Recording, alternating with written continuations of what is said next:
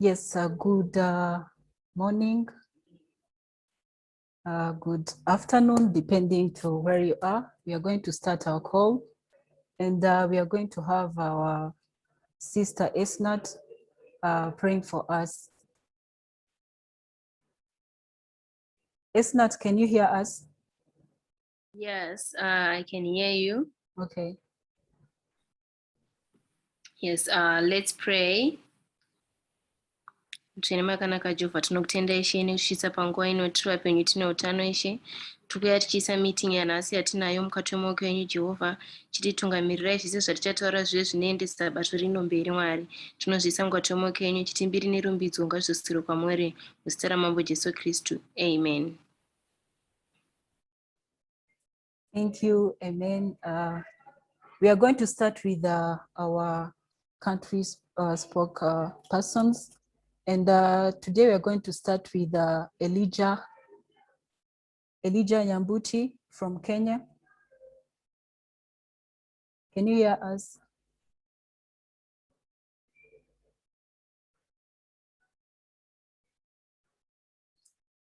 Elijah Nyambuchi, can you hear us?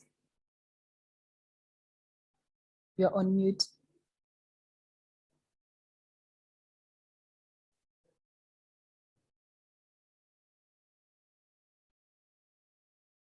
Yes, I think maybe he's having problems with his internet. Up next, we have Robert Kasirivu from Uganda. Robert, can you hear us?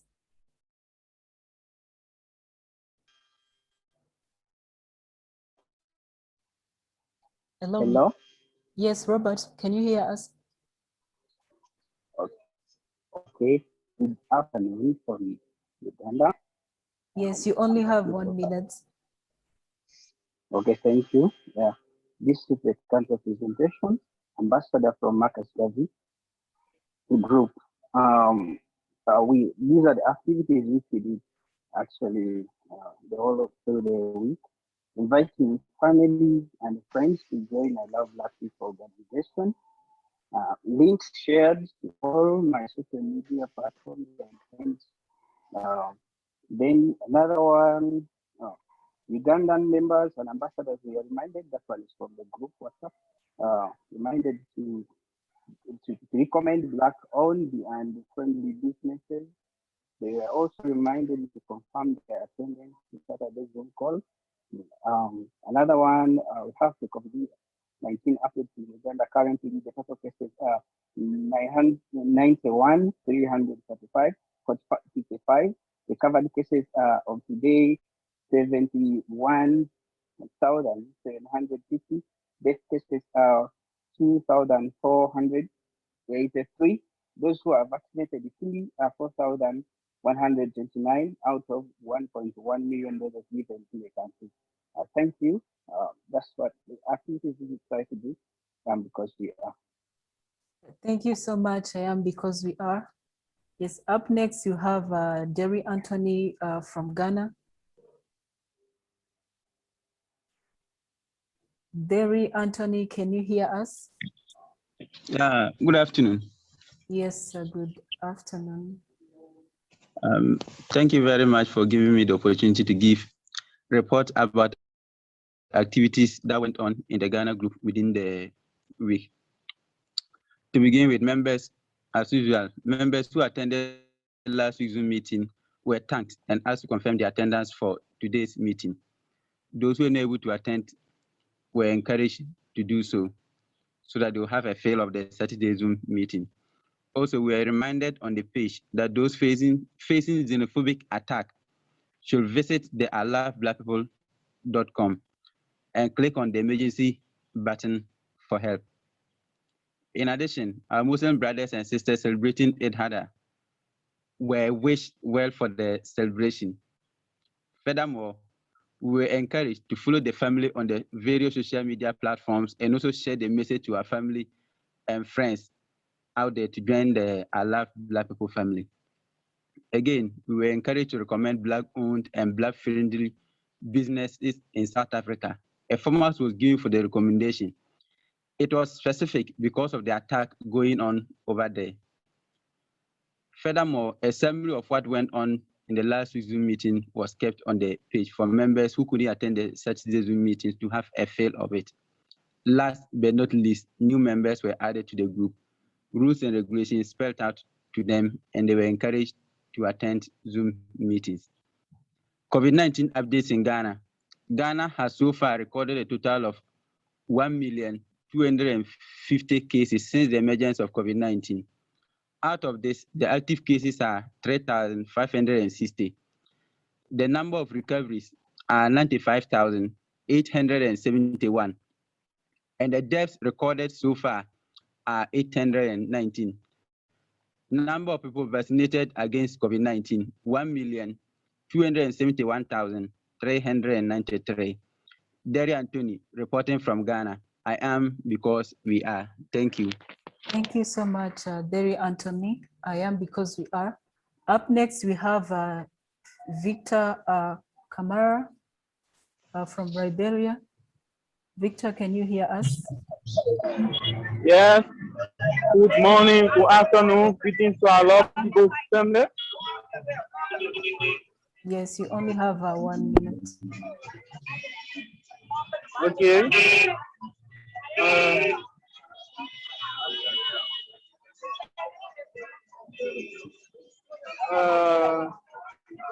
I'm sorry for noise and in speak. I'm Victor Kamara from Liberia. The activities done in our group for this week presentation are awesome. We're asked to create a 30-second short video displaying our love, messages, and recommendations for our Black brothers and sisters in the Rainbow Nation. There are a couple of videos submitted, including my own video. Moreover, the people that managed to join the call last Saturday were thanked and asked to confirm their attendance for today's meeting. On Tuesday, a lot of Black people families celebrated Eid Mubarak with all Muslims, brothers and sisters around the world. Furthermore, we also learned the differences between Uncle Nasser and Mobile Nasser with reference to Michael X and Martin Luther King. We were also asked to identify and recommend Black-owned and Black-friendly businesses in South Africa. The COVID-19 outbreaks in Liberia is at a higher peak currently. There's no vaccine in the Republic.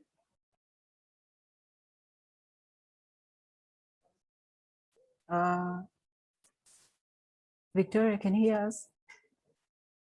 Okay, so I think maybe he has a problem with his connection.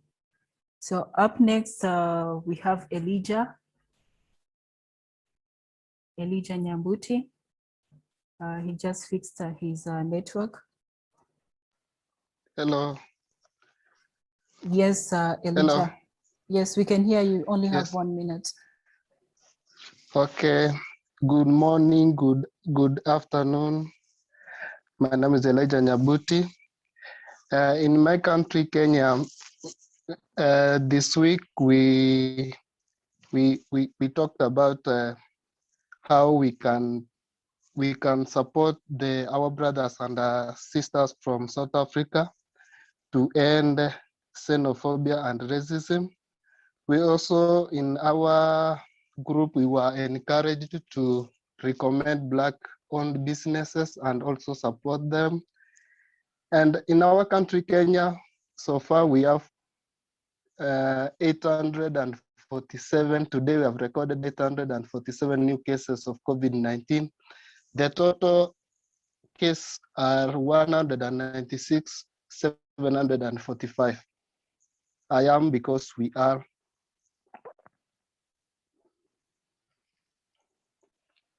Yes, thank you Thank so you. much. I am because we are. Yes, we are going to continue with our speaker for today, Mr. Christophe Mapondera.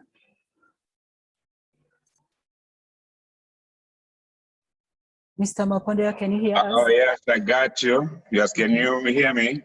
Yes. Okay, Welcome. good. Yes, good morning, good afternoon, wherever you are.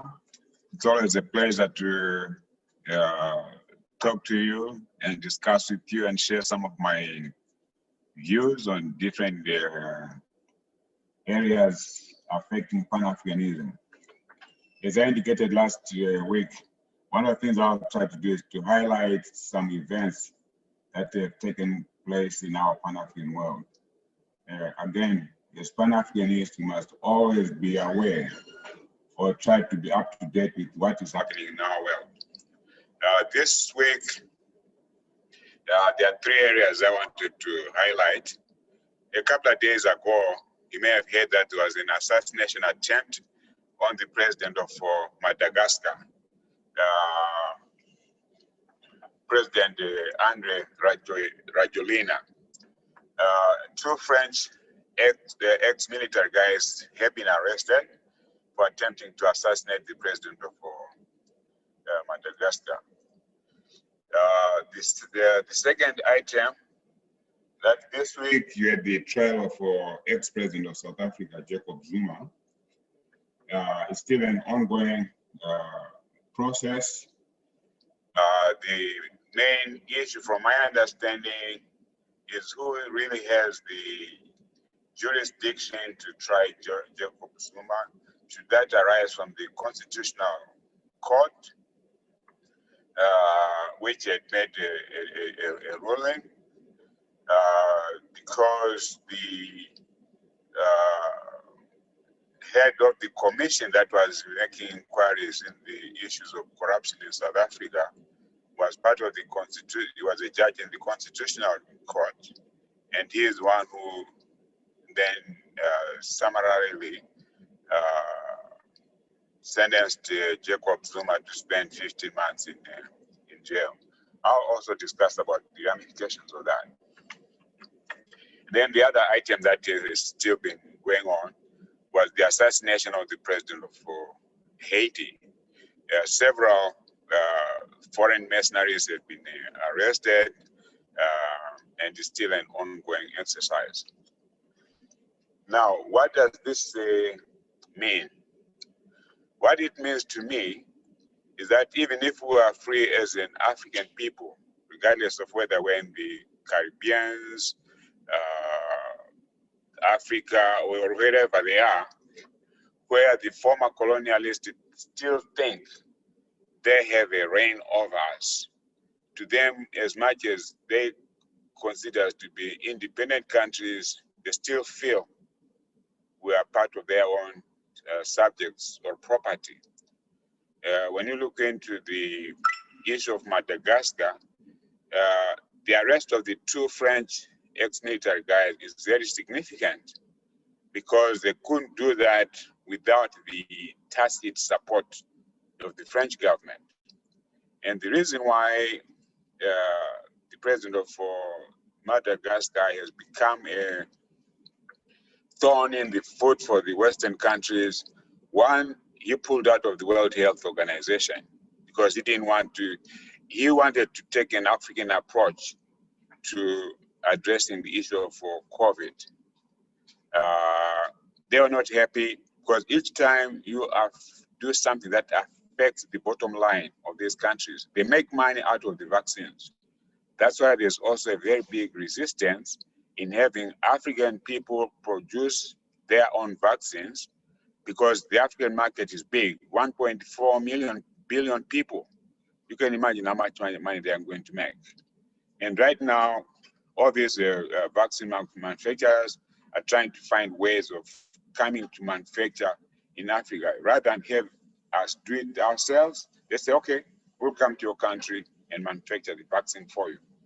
Right now, I understand Pfizer is going to start producing vaccines in South Africa, and these other vaccine manufacturers are busy trying to find candidates in Africa where they can produce those vaccines. Then the same thing with the Haiti. You find that Haiti, as much as they were the first black country in the world after they had defeated the French have never given up.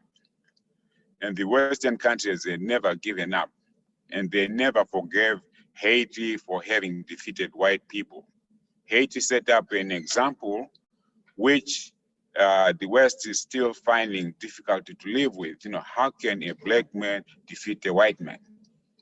Okay, so they do everything that they can to make sure Haiti does not succeed. But the other aspect of it is that there are oil reserves that Haiti legitimately and legally have claim to. And as we have noticed, even most of our African countries, whenever they discovered oil, there was always conflict. Because it was a question of who is going to utilize that oil, who's going to have control of that oil. Every and each of the African countries that discovered oil, you can know that, you know that during the initial stages when that oil was discovered, problems started. Whether it was in Nigeria, it was in Angola, Central African Republic, wherever. Same thing, you look at Venezuela, because it is, again, they have oil and they try to control it themselves. Same thing happened with Libya. Gaddafi wanted to control his oil resources, but because it was not in the interest of the Western countries, they eliminated him. So that is the ongoing problem with the Haiti. It's not because the Haitians don't know how to rule themselves, but it is how they are going to give up control of their oil resources and establish their own government to rule themselves the way they would like to. Now we come to the South African situation. Myself as a Pan-Africanist and as somebody who was involved in the struggle for the liberation of my country, I knew a lot of guys from ANC, from PAC, who were also combatants and involved in the struggle for South Africa. Now, the contradiction you have with the Zuma's case is that he was in prison during the apartheid times. He was in Robben Island, left, he joined the armed struggle, trained as a military guy, was the head of the ANC intelligence wing. He was the contributor to the removal of the apartheid system in South Africa. Now, several years later, he's now going to be put in jail by the same legal system that he had helped to overturn at the time of, to overturn, during the struggle. It becomes a very interesting situation, that I think as Pan-Africanists, we need to dig deeper to see what are the implications of it. How should the South Africans have really handled the issue of Jacob Zuma? They talk of him, being corrupt and whatever and so forth. I think we know there's no government on this earth that is not corrupt. The US, the British, wherever you go, but they don't bring their leaders to book the manner in which Zuma was brought to disgrace the way they have done. It looks like all what he contributed towards the liberation of South Africa becomes zero because of the so-called corruption issues. And my only biggest regret is that if there's such things happened, if they're serious about it, I'm sure they can check each and every leader, both during the apartheid time and now, who was not involved in something that could be defined as being corrupt. This in the same thing with the Western world. There's no country in the Western world that is not corrupt. Their leaders, they do all kinds of things, but they use different terms. Like here in Washington, DC, you've got these people called the lobbyists who provide money to lawmakers, for their elections, for their projects in their constituencies and what have you and so forth. Over here, it's lobbying, it's acceptable. But if a similar situation happened to a leader in Africa, then it becomes corruption. Oh, why did he get money from company X? Why did he get money from so and so? Who is so and so and so forth? Okay. But we know, just listening to Julius Malema and other, South African comrades there. For instance, when Nelson Mandela came out of prison, the Anglo-American guy, Oppenheimer's, provided him with a very luxurious house. Okay. Now, would you say Mandela was corrupt for accepting to go and stay in the house that was provided by that billionaire family in South Africa? If they used the criteria they're using on Jacob Zuma today, I think they could have used it on Mandela. So there are those contradictions. And the people who provided that house to Mandela, nobody is questioning what was behind them taking that action. Now, all this leads to two things. In the revolution or during the struggle, we had comrades who were dedicated to the struggle. We fought on the basis of an ideology. Why are we fighting? It was not just a question of removing the white men from power, but what system do we have in place after we take them out? At the time, there was the whether you become a communist ally in the country or became a Western ally in the country. So as Africans, we had to redefine what is it that we want. And when we looked into how the Africans lived, what our lifestyles are, we were talking more for communalism, because that was this term that best fits what we have as an African people. We have common and collective ownership of resources. We did not have the imperialist thing of, well, the most powerful person gets as much resources for himself, and then he starts dishing out crumbs to other people. Or the communist side, which says all resources are for the state, and the Communist Party in power that it defines how those resources are utilized. And you have to be part of the Communist Party to be able to enjoy some of those resources.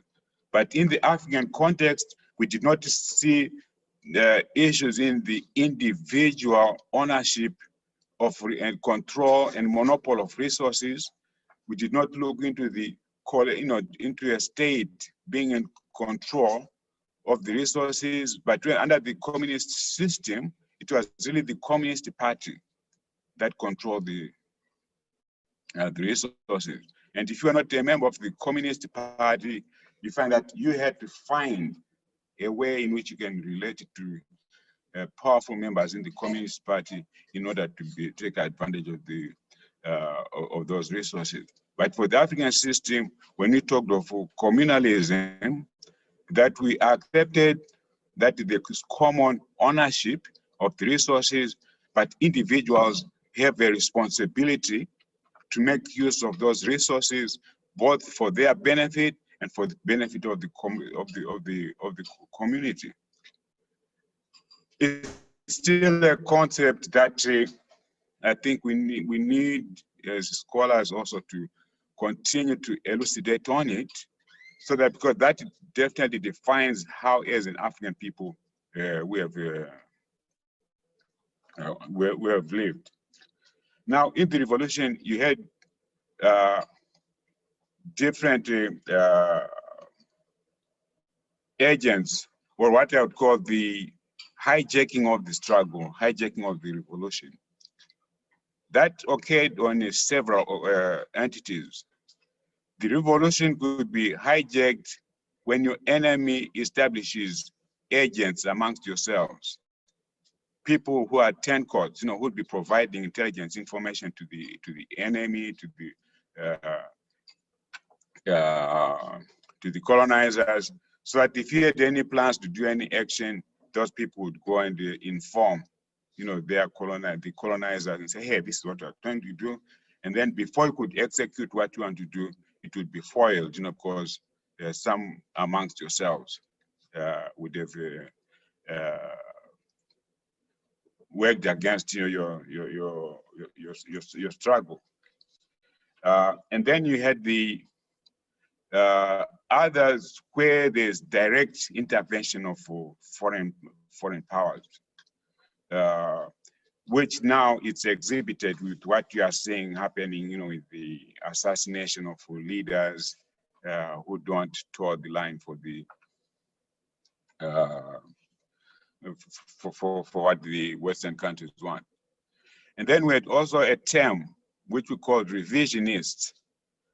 And these are people that, if we say this is our ideology and this is what we are fighting for, but for one reason or another, either if there is a power struggle, that somebody feels, no, they should be in leadership, then they try to revise the basis of your struggle. They try to revise your ideology. So no, we don't want to do this, but we want to do this. But this is somebody now who is trying to redefine what your struggle is all about. So that was one exhibition of a revisionist. And then after we got independence, you have people now trying to say, no, what we were talking about during the struggle, that was just for the sake of us to gain our independence or get support from either the East or the West. But now that we are free, we have to start thinking differently. If we were talking of having communist linkage type relationships of economy, said no, we don't want to deal with the communists, because maybe some powerful Western agents may have infiltrated again our governments, and then they start having people fomenting for change, in the direction in which the organization should be run, or in which the country should go. So right now, I'd say Africa is at a crossroad where there's a new struggle to recolonize Africa. This is now based on the access to resources. Each and every country you find is busy trying to carve out which African country they can get into on the basis of the resources that they have, or even within the same country, they start looking at which guys are powerful that they can align with, and who can, push for their interests. So all these are also demonstrations of how revisionists operate in a system, to change the direction, that he would have originally taken. So basically, this is really what I wanted to touch base on. Again, it is difficult to get into really a lot of details on some of these events and situations and what they mean. But all I can do for the amount of time that we have is kind of highlight some of the things or bring to your attention some of the things that occurred or what the thinking was and so forth. And then you can, go and read some more on it, make further inquiries, go to the library, go to the internet and so forth. And,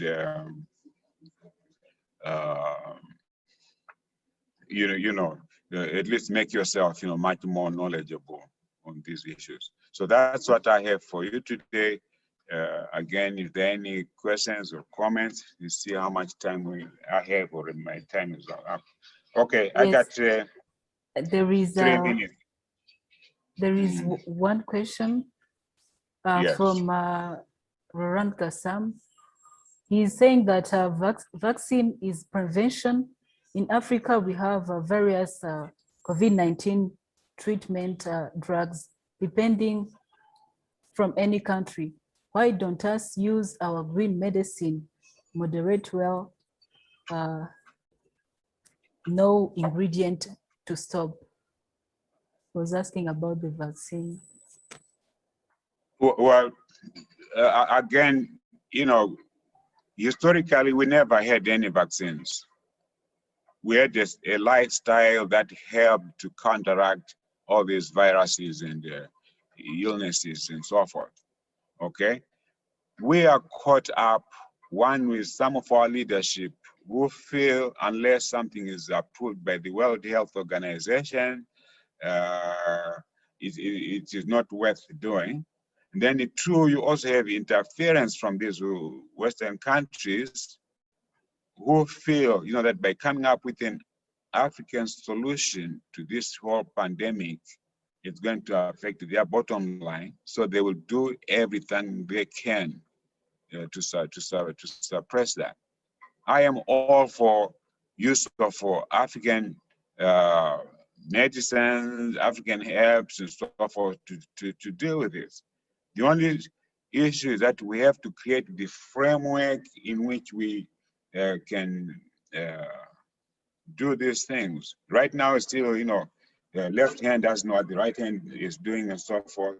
But I hope that through the African Center for Disease Control, I hope they are mobilizing all these different resources, so that whatever cure has worked in Madagascar can be able to be used to work for somebody, who is in Nigeria or in South Africa or whatever. I think if we can have a centralized repository of all these, medicines and so forth, we should, that is the way forward. Okay, but the problem with this vaccine, the pandemic that we have, that these are the strange things that we never experienced in Africa. They're coming from outside, okay? And because we've changed our lifestyles, we've changed our eating habits, we've changed our activity habits, it makes us more susceptible to it. But just as it is, out of the 1.4 billion Africans on the African continent, we have got far fewer deaths and very high levels of recoveries than the Western world has done. Okay, the United States alone has had over 600,000 people have died from the COVID, and for the whole of that is with a population of 300 million people, and for the whole of Africa combined, out of the 1.4 billion people, it's no more than 200,000 people that have died from the COVID. Yes, I agree with you, my brother. Let's put more emphasis on the African solutions to the problems that we have. Any other question, comments? We can Yeah. take the last question is from Derry Anthony. He's saying that the African leaders know all what you are saying, but why are they still allowing the white men to control them? Again, this is a colonial legacy.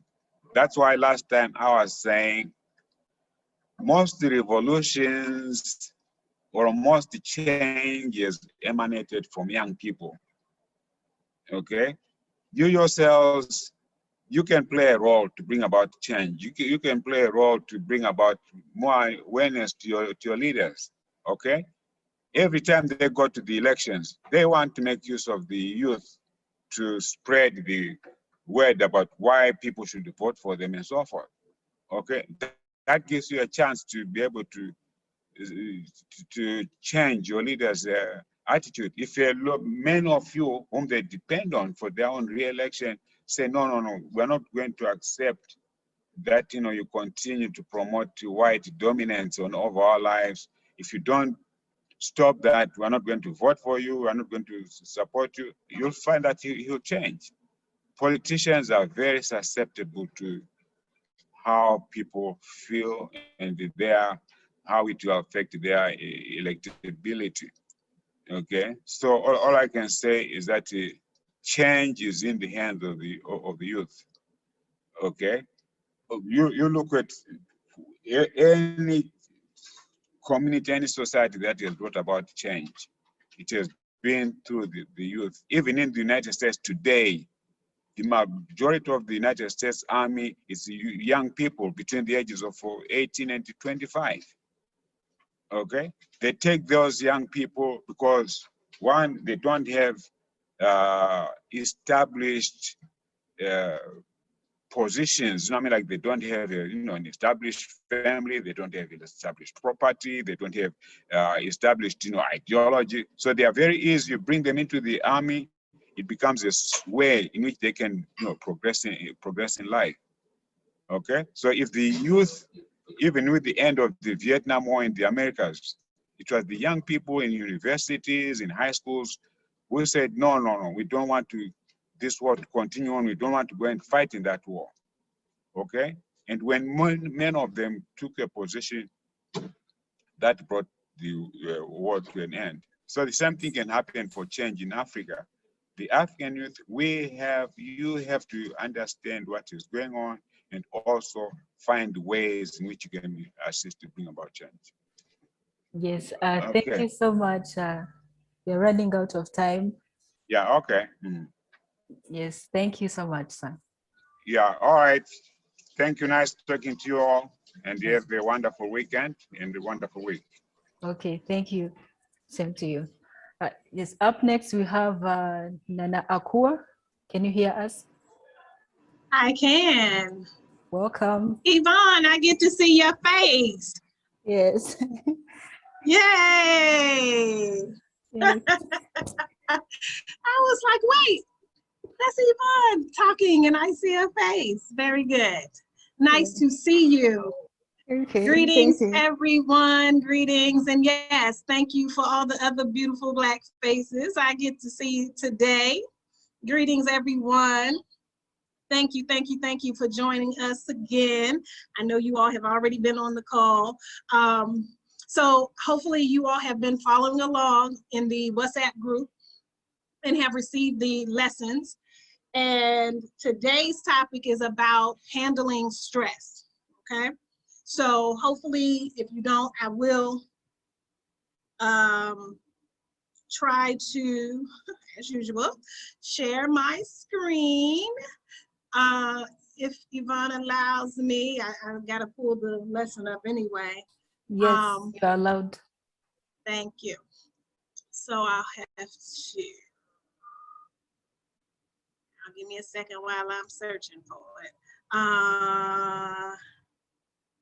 This is week 3. Great. So slowly coming up, I think. Okay, nothing is here. I don't know what is happening. New share. There it is. It failed to start, it's saying. Okay. Okay, my computer is having some issues apparently. It's trying to pull up the document. It seems like it does not want to. I don't know why.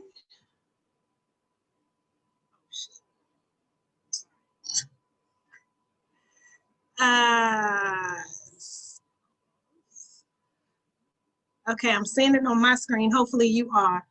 Do you see effective methods of handling stress? No, we can see your Gmail Oh, inbox. no. Y'all seeing my work email again? Oh, Lordy.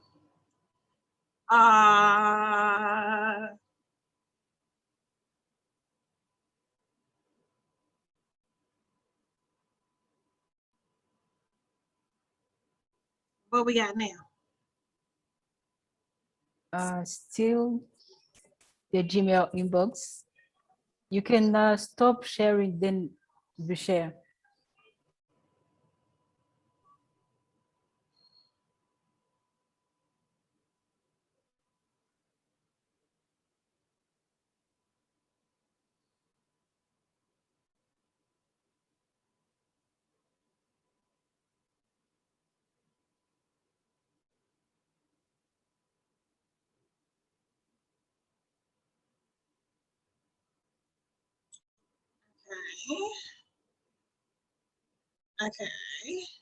Okay, did it work now?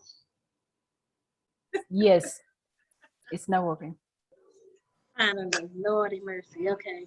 I'm not one of the youth. I'm almost 50, y'all. I just am not as tech savvy as I probably should be. Y'all just continue to be patient with me. So, stress. Stress is very important. Most times we don't feel like we are undergoing stress when we are dead smack in the middle of stress. So it's very important that we talk about stress. Stress not only has its mental or psychological impact, but also physiological impact. And so let's start out with this definition here of what stress is. Stress is basically a state of physical or mental tension or something inducing it or something that causes that physical or mental tension. It is pressure or strain that tends to distort a body, a substance, a being, whether in the physical or psychological or mental, right? So it's basically uneasiness, it's tension, it's pressure, it's strain. And there are many, many different causes of stress, but let's talk about some of the symptoms. How is it that we will identify when we're feeling stress? And again, it's important to know that it's not going to always be you in your mind being able to say, I'm stressed. It may manifest in the physical, okay? So let's take a look at some of the common symptoms of stress. So before we can handle stress properly, we must be able to recognize it. So here are some of these symptoms. Depression, difficulty falling asleep, extreme tiredness or fatigue, feelings of anger or resentment, frequent absence from work or other obligations, impatience, inability to concentrate, loss of pleasure in life, increase or decrease in appetite, muscular aches for no apparent reason, stomach or intestinal disturbances, sweaty palms, tension headaches, performance anxiety. These are some of the common symptoms of stress. How about that, right? So not all are just how we feel emotionally or mentally, but there were several, right, that have physical consequences, right? So let's just let that soak in a little bit, right?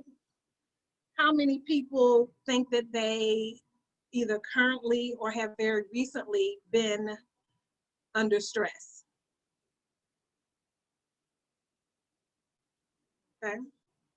Stress is very common. It's prevalent across age groups, professions, geography, you know, wherever you are in the world, right? Stress is something that's very common, okay? Some methods of handling stress.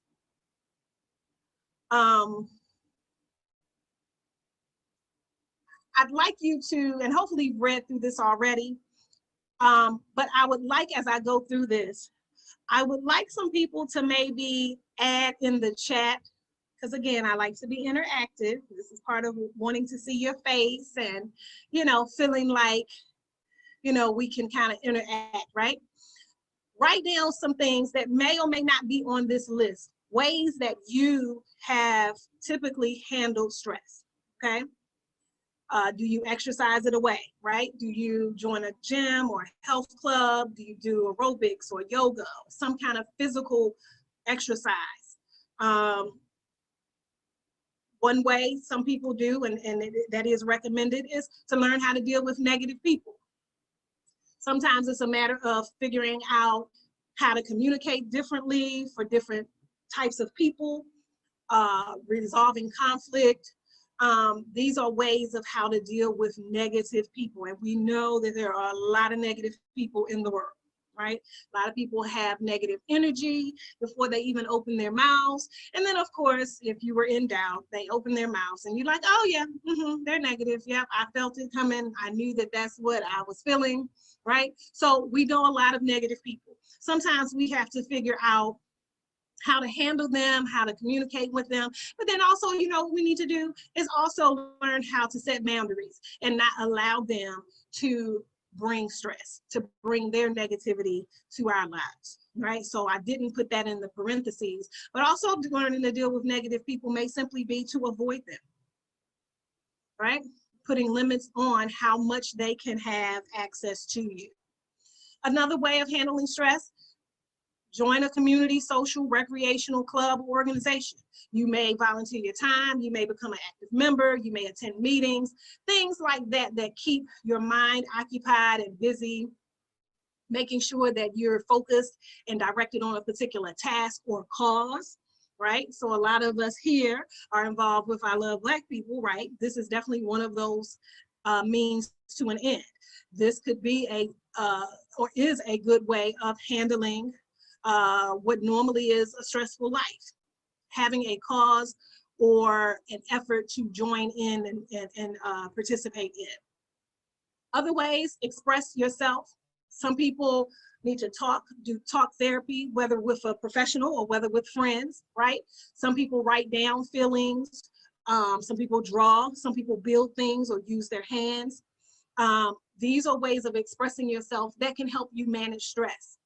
You may also decide to reassess or change your lifestyle.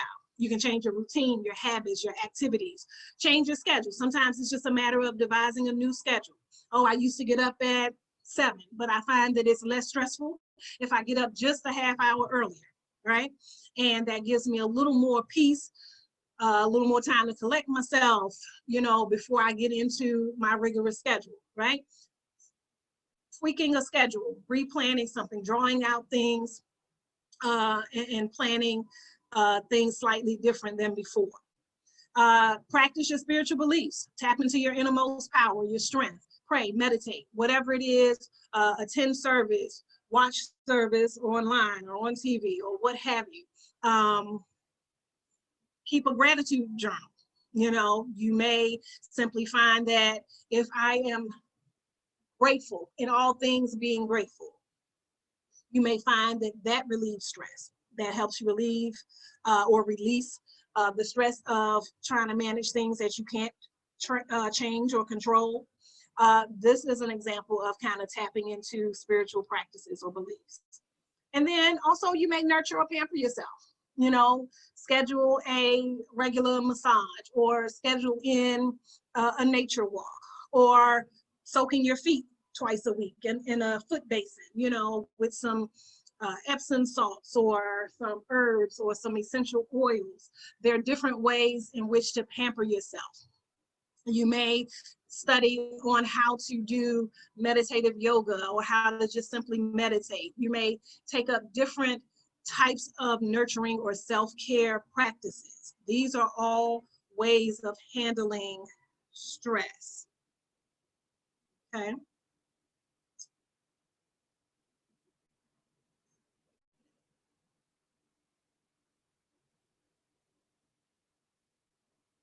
I'm not able to see. Do I have to stop sharing to see the comments? Because I really want to see if anybody gave their ideas. Okay, I have to stop sharing, I guess.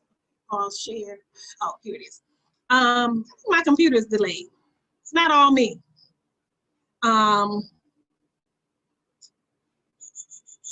Okay, so nobody wrote that. Okay, worship. Yep, okay, great, you did. Walk, okay. Thank you all. Spirituality is absolutely the key. Thank you, Brandon. She gave a couple of examples. Yep. Questions.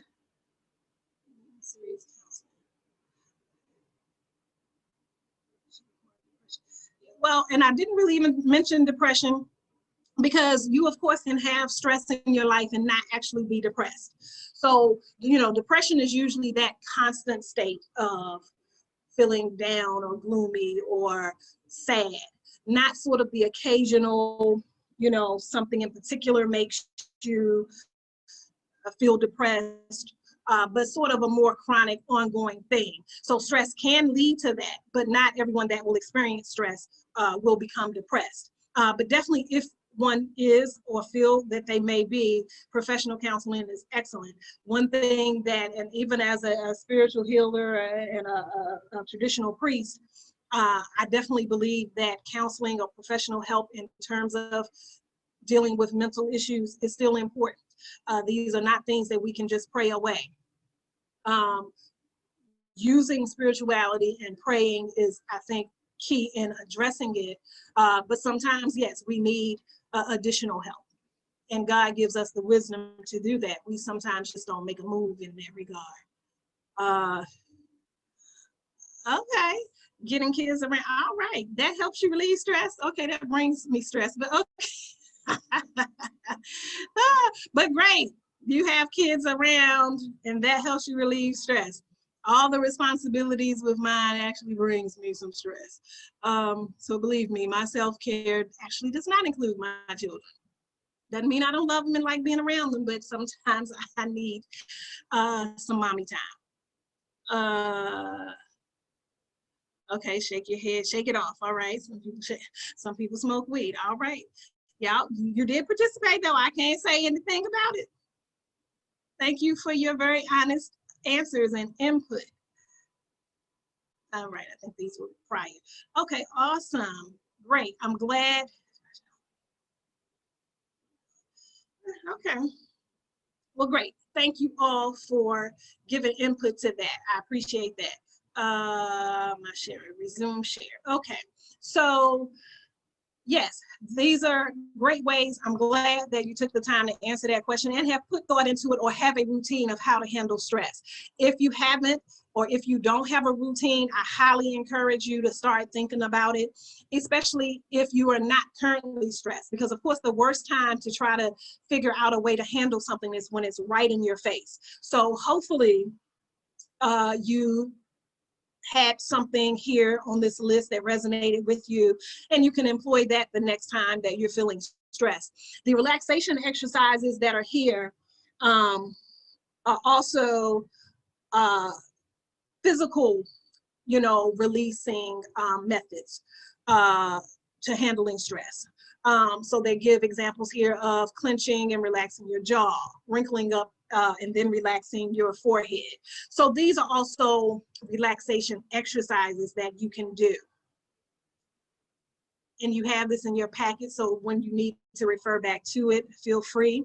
I also included this packet. I wanted to give sort of an explanation physiologically as to what causes in the body stress, or how stress impacts the body, or why.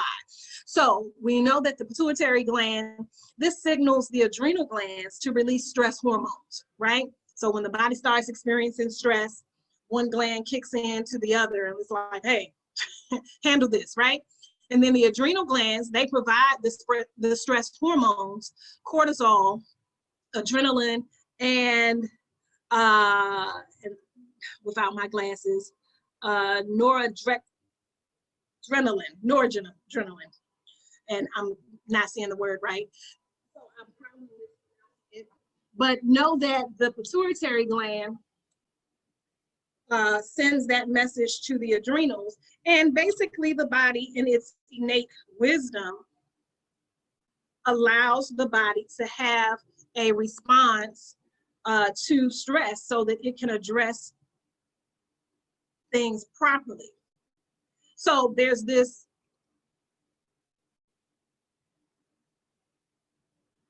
noradrenaline. Okay. Amazing how these things work, these glasses here. But further explanation of stress is listed here on this handout, but also the relaxing bath, you can refer to that in terms of a way of handling stress.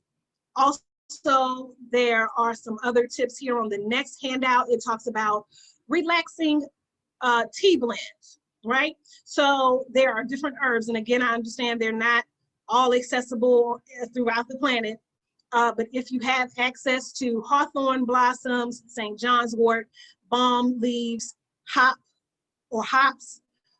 orange blossoms, lavender flowers, hibiscus blossoms, these are all herbs that will help the body and the mind to relax.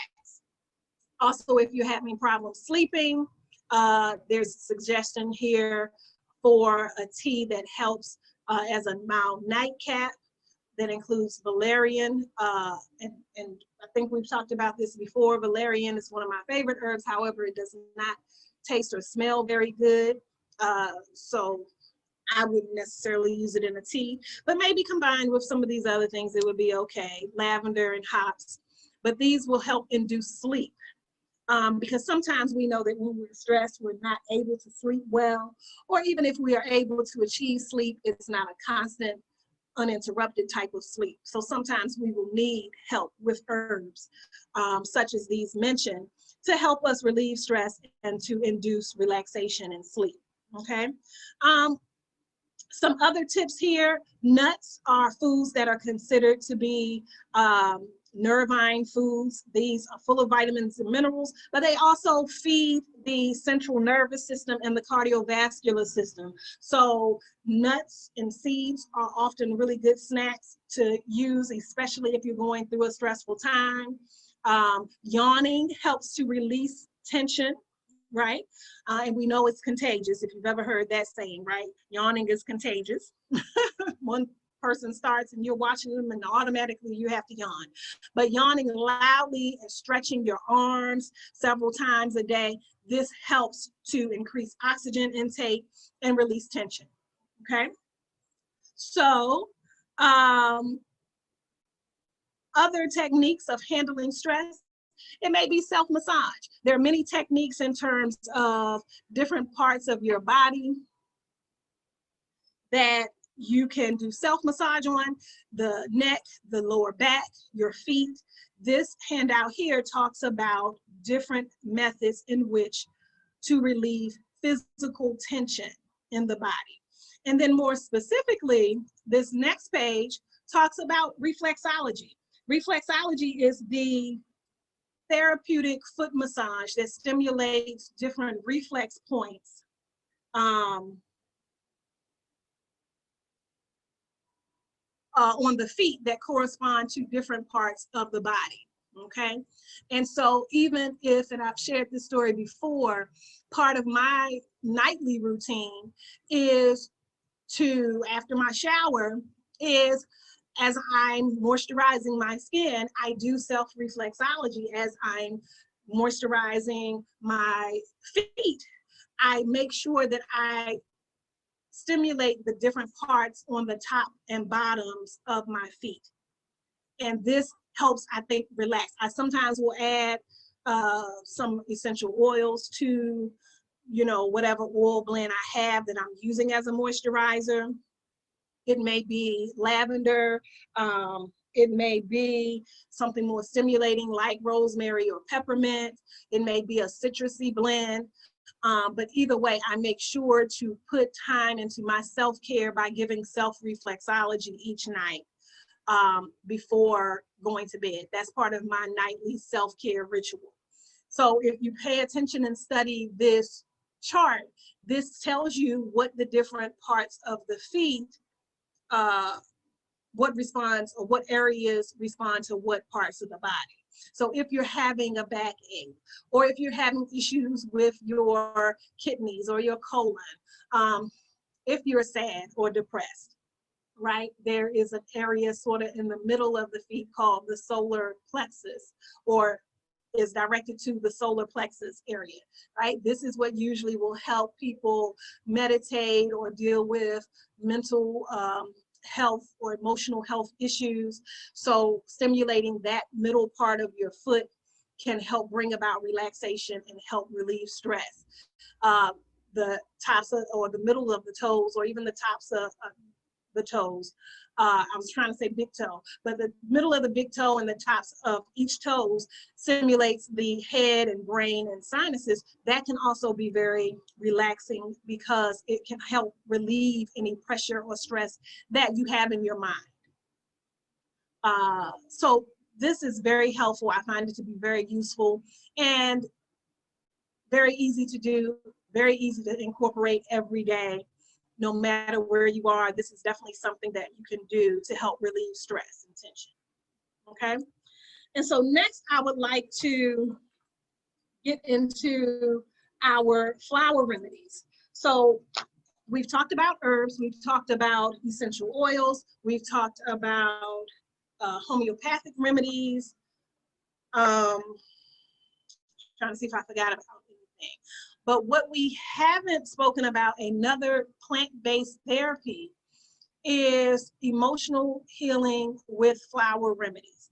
Flower remedies are the flowering parts of different trees and shrubs, right? That help balance the emotions, okay?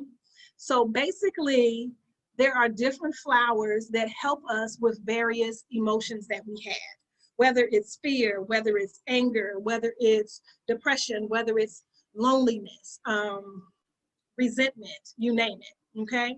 So these can be very helpful when we are having emotional upset. If there's been some type of trauma, some type of disturbing news, something that has been upsetting, these flower remedies are very useful, very helpful for helping us to deal with it. And in some cases can immediately change our outlook, our disposition, our feeling, okay? So there are 38, these are considered, Edward Bach was an Englishman that kind of supposedly discovered these flower essences, but as we know, these were already created by God. And sometimes when people coin them, publicize them, write them in a book, they get credit for it. But we're gonna really just call these English flower remedies or Western flower remedies, because also another group of flower remedies that are very common and very popular on the other side of the world are Australian flower remedies. And there are 42 of those. So the more common and more popular ones are what we are looking at here are the English flower remedies. But just know there are also trees and shrubs that are indigenous to Australia that are used for balancing and healing the emotions as well. Okay, so I won't go through all 38, but I wanted to highlight some that I think are very important. We have a lot of detailed information about the flower remedies. I purposely put this sort of abbreviated version in this packet for this purpose, because I just simply wanted to introduce you to the flower remedies and you to at least be familiar with them. If you decide that you want to look further into them, there's much more information that can be found about specifically how to figure which remedy might be best for you. There's even a questionnaire that has about 100+ questions to help you determine which flower remedies are best for you, okay? So let's get into a few of these. And why not mention agrimony? So this one is for people suffering with inner torture. They try to dissemble behind a facade of cheerfulness. So this is the person that acts like, oh, everything is fine. They kind of wear the mask, everything is okay. A lot of times this is also used as a remedy for alcoholism. Another one that I like is for beach. Oh, and I should mention, these things will sort of give us the not so pleasant aspect of ourselves. So it may seem really negative. So again, these may not be our best attributes, but it's important to have identified these types of things so that you'll know what can bring you back into balance. So it may be natural or normal in some sense to have these feelings, but know that there is a balance or a way to kind of get through them. So all of them may sound like, oh, this sounds terrible, but and this is not something I'm asking, you know, oh, are you this type of person or do you need some of this? But just be honest with yourself and do sort of a really honest self-reflection of yourself and see if any of these things sound like yourself, any attributes that you have, okay? Beach is for the person who is critical and intolerant of others. They have a tendency to be arrogant, okay? Century is for people who have a weakness of wills, like people who are not very strong-willed. They let themselves be exploited, imposed upon. They have a hard time saying no. They have sort of that doormat syndrome, right? Sometimes when you encounter people who are really nice and sweet and they smile enough or smile a lot, right? I always say, I tell people, don't let the African dress and smile fool you, right? Because I'm typically a very mild-mannered person until you get me wrong, right? And the opposite though of that is that person that is that doormat, that person that will not speak up for themselves, that will not say, listen, this is a problem for me. I don't like this. So this is not, you know, something I want to do or participate in. Century is the remedy for that person. I use myself as an example because I often get confused as being a doormat, and you know, and I don't play that. Cherry plum, I think, is another one worth mentioning. This is for someone who's suffering from uncontrolled, irrational thoughts. They fear losing control. They fear going crazy. They have kind of outbursts, temper tantrums. They're impulsive. This is also the person that is typically suicidal. You know, they think of sort of ending it all, feeling like there's no way to kind of control a situation. Chestnut bud is for a person who continuously repeats the same mistake, the person that's not learning from their mistakes. Chestnut bud is very good for that. Chicory is great for people who are selfish. They demand respect and attention. Everything is about them. They want other people to conform to their standards. They usually are very manipulative. They play the victim. They act like they have this martyr syndrome. You know, oh, poor me, woe is me. Everybody is just, you know, no one listens to me. No one pays attention to me. And, you know, oh, I have it so hard, right? They're so self-absorbed. This would be your narcissist type of person. Crab apple. This is for the person who feels unclean or ashamed of ailments. This would be the person that would hide when they're sick. This would be the person that is perhaps suffering in silence from some sort of addiction, but because of the shame associated with it would never get help, right? They're usually suffering from self-hate or self-disgust. They lack pride, right? Crab apple is the remedy for this person. Another remedy, and I think this is important, this is one of my favorites, elm. Elm is for the person who's temporarily overwhelmed. They are feeling inadequate. They're feeling like they, you know, aren't able to really address their responsibilities, you know, handle all this on their plate. So you may need elm to kind of get you back in balance and feel like, okay, no, I got this. This is something I can do. I was built for this. I've personally taken elm. It has had great benefits. Gorse is another one that I would like to point out. This is for people who lack hope. These are people who are sort of desperate. They feel defeated. They feel like all is lost and there's no way to get it back. The person that says, oh, what's the use? What's the point, right? Gorse will change their lives. Holly is good for people who are jealous, envious, vengeful, or suspicious, okay? Honeysuckle. Honeysuckle is a pretty little flower that I used to eat the nectar from the flower when I was growing up. It grew wild where I'm from, right? So this is for nostalgic people who dwell in the past, like they're homesick, they're a bit of daydreamers, they kind of have some difficulty kind of living in the present. These other people would be prone to wanting to go back. I wish things were how they used to be, or I want to go back to the time when I was, you know, like, I don't know if you've ever been in groups on Facebook or elsewhere where they ask these questions. Oh, if you go back to this age, I'm actually not this type of person. So I have a hard time saying, oh, I wish I was 25 again, or back in the time when I was in college or whatever. I'm not good at that. Like I'm very good with living in the present.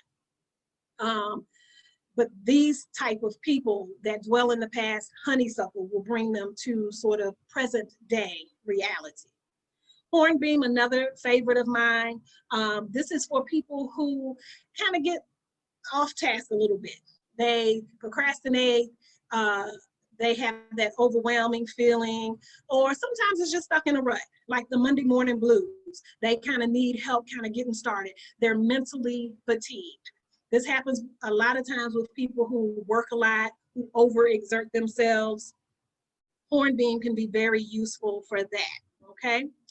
I'm going to skip through. I see we are down to 39. You know, I take this personally. If I get on and it's 55 people and now it's 39, I take offense. I know Mama Denise and different people be saying, don't take offense, it's not personal. And it might, some people just can't stay on, you know, don't have enough cellular service and stuff to sit on here for hours. I get it, but I still want everyone to be interested in what I'm saying, because you know what I'm saying is pretty awesome and it will help you. So I want everybody to get all this good information, right? So I also try to use that as an indicator of maybe I'm talking too much or I need to take a break or read some questions or whatever. So I'm always looking at that just so that you know. So I'm going to run through a couple more of those, and I see that there are some new comments in the chat. So I'm going to get to that before we go through our last section, which is relaxing herbs. Okay, so mustard. Mustard is one that's great for depression. I know we mentioned depression a little earlier, so people had some comments. This is for that person that has that dark cloud of depression on them. Saddened, you know, they're feeling low, that sort of thing. Mustard is great for that. Oak is excellent, and we are familiar with the oak tree, right? This is the flowering part, right, that comes from the oak tree, right? This is for people who are determined types.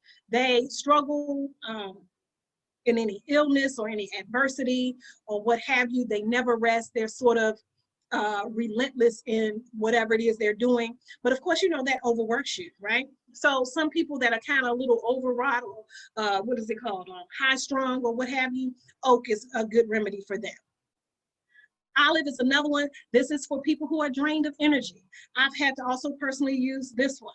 So this is for people that are just physically fatigued. And it's not to say you shouldn't go get your rest, go take a nap, right? Go lay down. But also for you're just physically drained and you kind of need a pick-me-up. Olive is great for that. Let's talk about rock rose. This is good for people who easily get alarmed and panicky. You know, they're full of trepidation. You know, this is sort of that panicky type, right? Rock rose can change your life. Star of Bethlehem.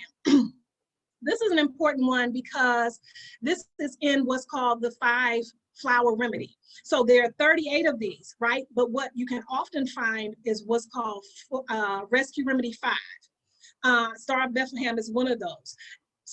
Rescue Remedy 5 is sort of a combination of the 5 remedies that really help with traumatic situations. You have a sudden illness, or you get bad news, or you're in a car accident, but some kind of trauma. Star of Bethlehem is excellent with helping to address whatever trauma, the bad news of it, or the actual event of it. So it helps to release you from that feeling of trauma or fright. Very important one, Star of Bethlehem. Walnut is another one. I've also used walnut. This is great when you're going through an adjustment. You're in a transition. You've moved. You had a change in your relationship status. Life happened, right? And we went through one of our rites of passage, right? We moved from childhood to puberty, or we moved from puberty into adulthood. These can be traumatic. These are changes, right, that we sometimes need help adjusting to. Walnut is excellent for that. And the last one I'll mention is willow. And I think a lot of us suffer from the characteristics that willow treats. This is for people who have resentment and bitterness, right? The person that has sort of that poor me attitude, or this is just not fair, or this is not right. Or you just straight up bitter because someone crossed you. I mean, so it could be legitimate or not. I've also had to use this one. And, you know, some remedies only take a couple of days. Sometimes, you know, depending on how deep-seated your feelings about a thing are, right? You may need to take it for a couple of weeks. Willow was one of those. And I'm fine with sharing that because, yeah, sometimes we have situations that we have trouble dealing with and we have resentment about it. Willow will help improve your life, not for the sake of the other person that crossed you or did you wrong or that you're upset with or whatever situation, for you to be able to move on and feel better. So let's go to the chats. Let me pause and share. Okay, so let's see what we got.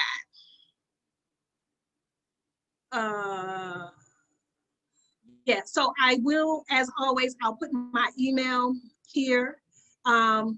Because if you do need the handouts, I'll email them to you. But when you're able to actually enroll in the WhatsApp group, that is where I list all of the readings for the class.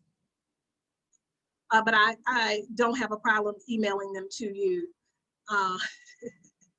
Have fun with kids.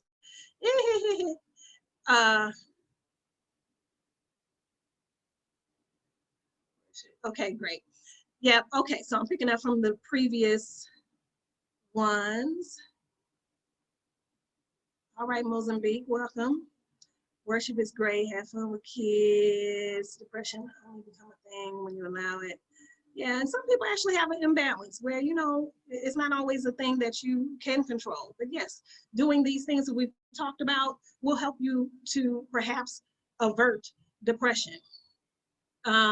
Drinking, that's a great, Remy, that's a great suggestion. Drinking water. Water helps with literally everything. It definitely can help improve your circulation and your oxygenation, and all of that can help release tension from the body. So drinking water is a great suggestion as well. Meditation, another suggestion for smoking weed. Okay. And weed. Okay, y'all like talking about the weed, huh? Be released. Yes, whatever helps you. I know that there are many beneficial uses for marijuana. All right, you. 50. Hey, I'm almost 50. Don't look like it. Yeah, you don't look like it because you're relaxed. Okay, great.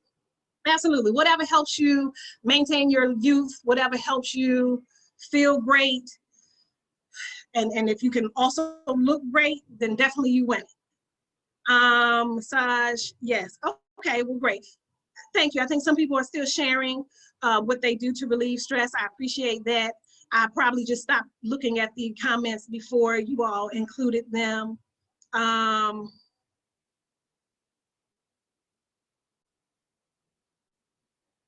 Robert, when I put my email, you can email me that question about skin. Olive leaf extract. Yeah, absolutely. Olive leaf extract is great for its antiviral properties, its alterative properties like purifying the blood. Absolutely. Okay. All right. So I think I got through the comments. Okay. So let me put my email in, nanaakua1@gmail.com. If you need the handout, if you have some other comments, also in the class, WhatsApp class, you can certainly feel free to ask questions about any of the handouts or any topic that we've discussed. That's what we're seeking to get the WhatsApp group discussion going with, is making sure it's related to the topic at hand. So whatever health topic we address that week, or if it's a handout for the upcoming week, feel free to include that in the WhatsApp class groups, and I will give response to that as well. So let me go back to sharing the screen. The last section that we have a few minutes to talk about So the flower remedies were the flowering parts of trees and shrubs, right? So now we're talking about herbs. We've talked about herbs already, right? And these set of herbs are herbs that specifically address stress and anxiety, right? So these are herbs that basically help take the edge off, help circumvent any damaging impact or outcome of the nervous system being sort of out of whack or being overworked or stressed out, overwhelmed, that sort of thing. So I wanted to include this again so that you would have this for when you need it, or someone that you love maybe needs to calm their nervous system down, relieve some stress, help with some anxiety or some anxious feelings, right? And don't have other ways of doing it. And again, we can always combine. So for those of you who mention ways that you already employ, okay, somebody counting some money. Okay. Y'all funny, and I'm nosy, so you're doing too much on the camera, you know you're gonna get my attention now. So, but so that you'll have on hand what to do when there is a stressful situation for yourself or others. These are herbs that kind of can be used, and not just in teas. You can make what's called an or a tincture, where it is infused in an alcohol base, like a grain alcohol, sort of like a petache, if you're in Ghana, or whatever the local word is for grain alcohol, wherever you are. Of course, here in the States, you can easily at the liquor store find grain alcohol. And I'm sure you can YouTube, as you can YouTube anything, you can find a really quick recipe of how to make a herbal extract or tincture. I'm not a fan of teas per se, because I feel like if you do have a really acute issue, you would have to really drink 4, 5, 6, 8 cups of tea in a day to really get the amount that you would need. So an extract is more potent, it's more powerful, and you only will need to take it a half a teaspoon to a teaspoon at a time, okay? But let's get into some of these herbs. Lemon balm, excellent for the stress, depression. If you're angry or you're feeling enraged, lemon balm is great. You can combine it with other herbs as well, like chamomile or motherwort. Hops is another very popular one. This is a potent sedative. It's a relaxant, helps with the nervous system. Chamomile, a lot of people are familiar with chamomile, a little too mild in my opinion, but great if you need to give it to children, or even in its homeopathic form. If you recall, we talked about it. So very widely used for children, for teething, colic, and that sort of thing. But you can also help, it can also help for adults, but it's a mild sedative. Kava kava, one of my favorites. This one is traditionally used for anxiety. So if you suffer from anxiety, have anxiety attacks, kava kava is an excellent herb for that. Skullcap, another very common herb that helps with nervous exhaustion.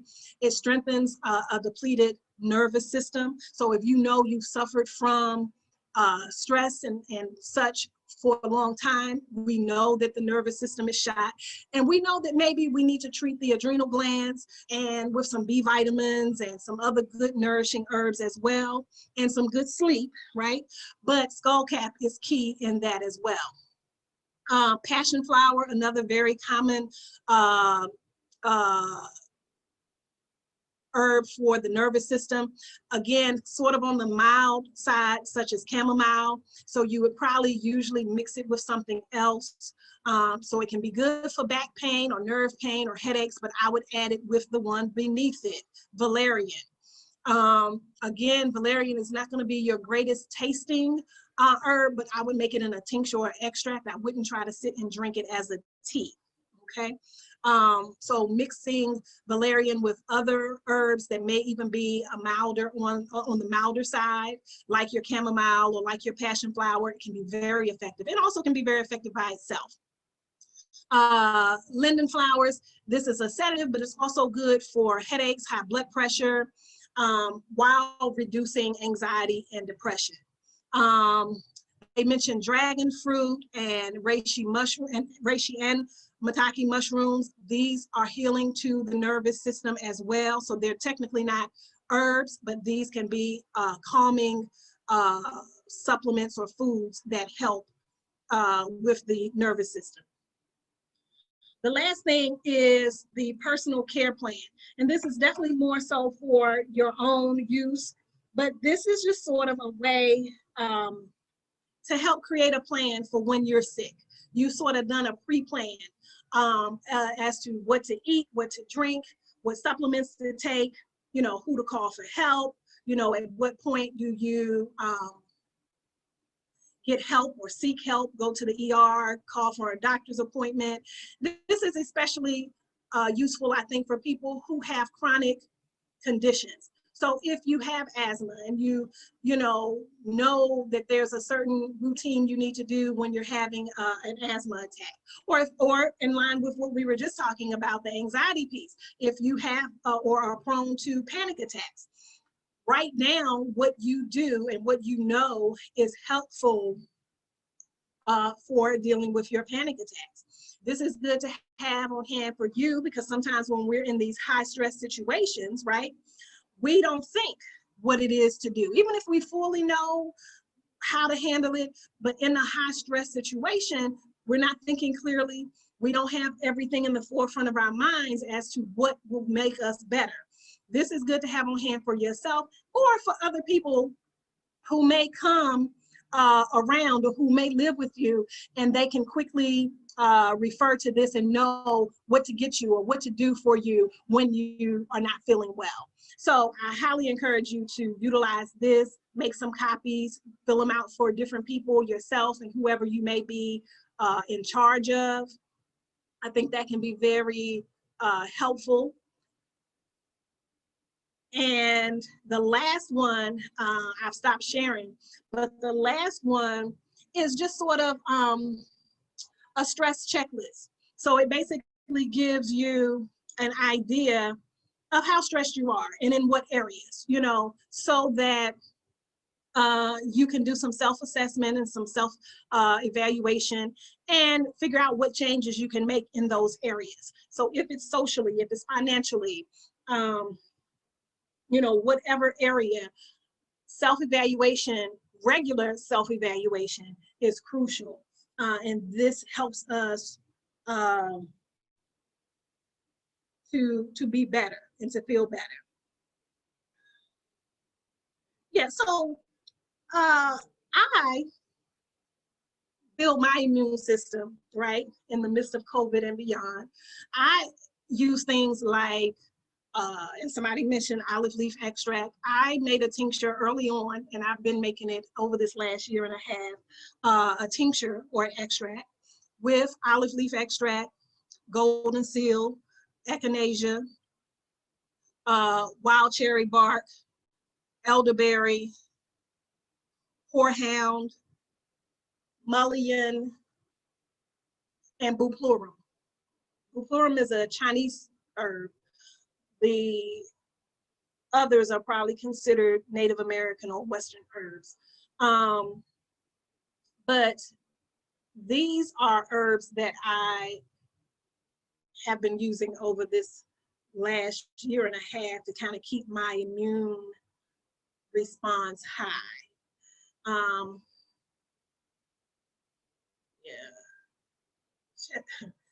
chest pains, that's not even an easy answer, and that would be irresponsible of me. I don't know enough to answer a question about chest pains that can be serious, so you probably should seek some professional help. And depending on the severity of the chest pains, you might need to go immediately, you know, for assistance with that. So that's not something I can answer here.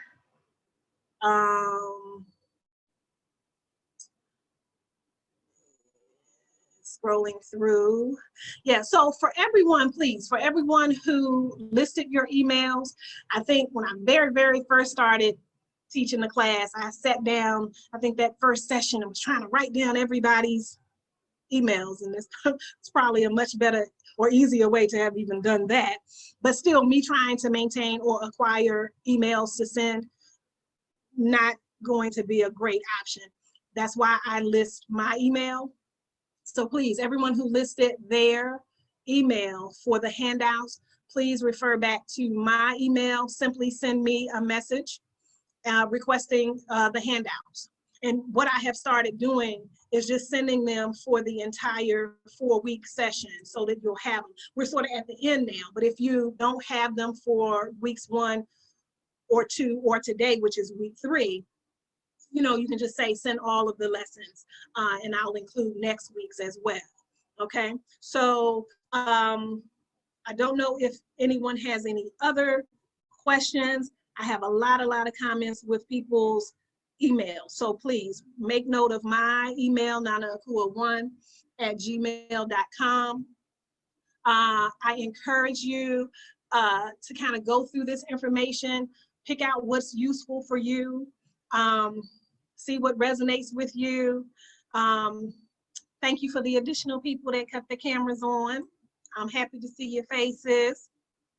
But really use this information and really educate your family, your friends. You know, say, hey, listen, I learned about this today. What do you think about the next time, you know, you're feeling a little stressed from work or whatever the case may be? Let's try this tea, or let's try these breathing exercises, right? And so I know last week, I started off with this breathing exercise, right? And I didn't have a handout that I included in this, but there are many different breathing exercises. And even though breathing is one of those voluntary and involuntary actions, right? When we consciously breathe, we definitely increase, you know, our circulation. We're improving the flow of oxygen throughout the body. This is helping us in so many ways. So I highly encourage you to do some sort of conscious breathing every day, even if it's just when you're getting up, and it can help you wake up. Or it may be at night as you're trying to sort of relax and calm down. You may do more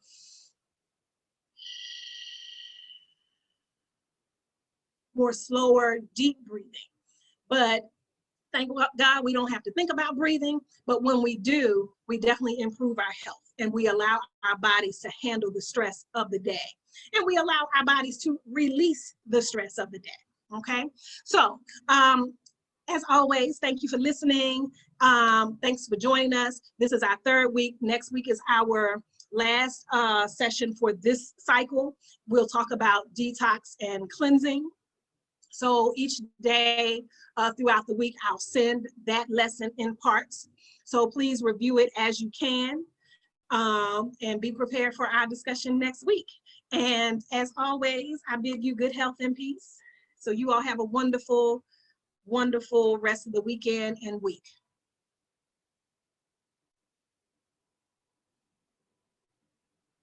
Yvonne, where your pretty face? Yes. I don't see you. Hey, okay. All right, so I'm all done. Okay, thanks so much. All right. Okay, up next we have Dr. Wright. Yes, I'm here. Hi, how are you? I'm fine. How about you? I'm well, and Okay. you'll see me in a couple of seconds. Okay. So good afternoon, evening, everyone, wherever you are. I'm going to get started in a moment. There was quite a bit of reading for this week, and so I'm going to go through just what you had, and then thank you. Somebody said welcome, thank you, welcome to you. And I'm gonna go through what we had for readings, and then start to get into the lecture, okay? Everyone knows that the readings are in the WhatsApp group. I will be sharing some of the readings so that those of you who are not in the WhatsApp group can follow along with us with the documents that are on, that I'm going to be sharing, okay? So first up, last week, we talked about really just the core of what Pan-Africanism is. And you'll see me momentarily, so that those of you who are new, or hopefully most of you aren't new, but we'll get a, have a visual. I know that helps, right? Us connect. And I'm going to be talking about just precisely that, because there's a part in this, a part in our reading that deals with the dialectical relationship between African people. One moment, I'm sorry, I forgot one thing before I sit down. There's a dialectical relationship that all of what we're discussing is hinged upon, meaning a dialectical relationship in terms of Pan-Africanism, right? So coming together to eradicate oppression and exploitation. So I'm going to, this wasn't, no, it is part of your reading, but it wasn't a portion that I was going to break out and discuss, but I will give some conversation to it today, only because it is necessary. So let me, I have capability to share my screen. Do I have the capability to share my screen? Yes. Okay, alrighty. So momentarily I'll be sharing my screen. So the major reading for this week was the readings on the cases that were given to you. These are the evidentiary chapters in our study that give us some understanding of how to qualify Pan-Africanism. And so I'm going to share some of that and then do a little bit of sharing from another chapter that you didn't have as required reading, but I think it's slightly relevant, okay? 1 second, I had it queued. I don't see it queued right now, okay. Well, we'll fix that. Okay, so.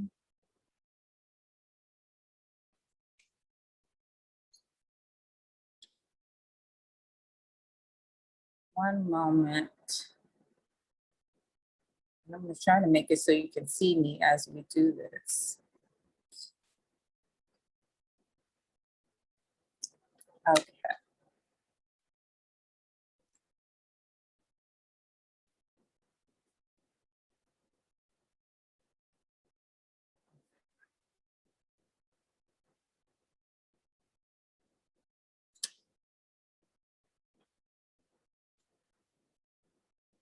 Sorry for the pause. I'm going to be crying about those minutes later on at the end. Okay. So.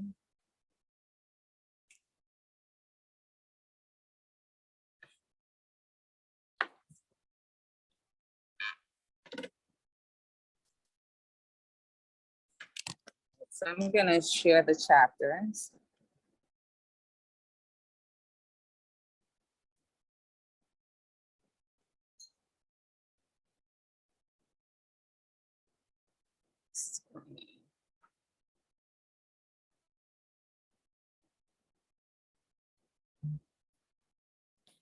Okay, so the Liberian crisis. And the Liberian crisis, just to give you understanding for those who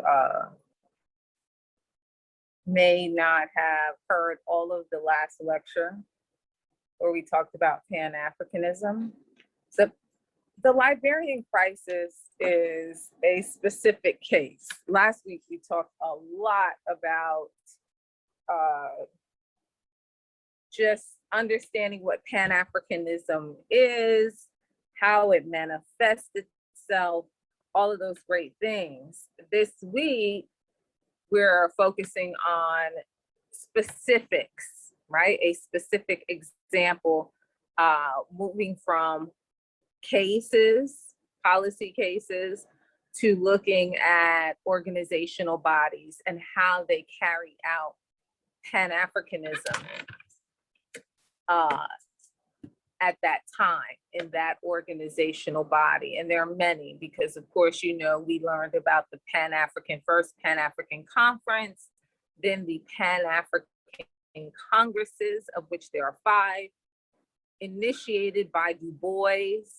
And then there are other bodies that come about later on, like the Organization of African Unity, which is present day the African Union. That should ring a bell, and also initiate some criticism. But there are organizational bodies that seek to carry out Pan-Africanism. And once again, we're back at the concept or the idea of how does that happen? What is that? What is that in motion? What is that in reality? And the Liberian case is a good historical example where an individual named Booker T. Washington, who is a very unlikely figure, actually engaged in a case that was for the protection and preservation of Liberia.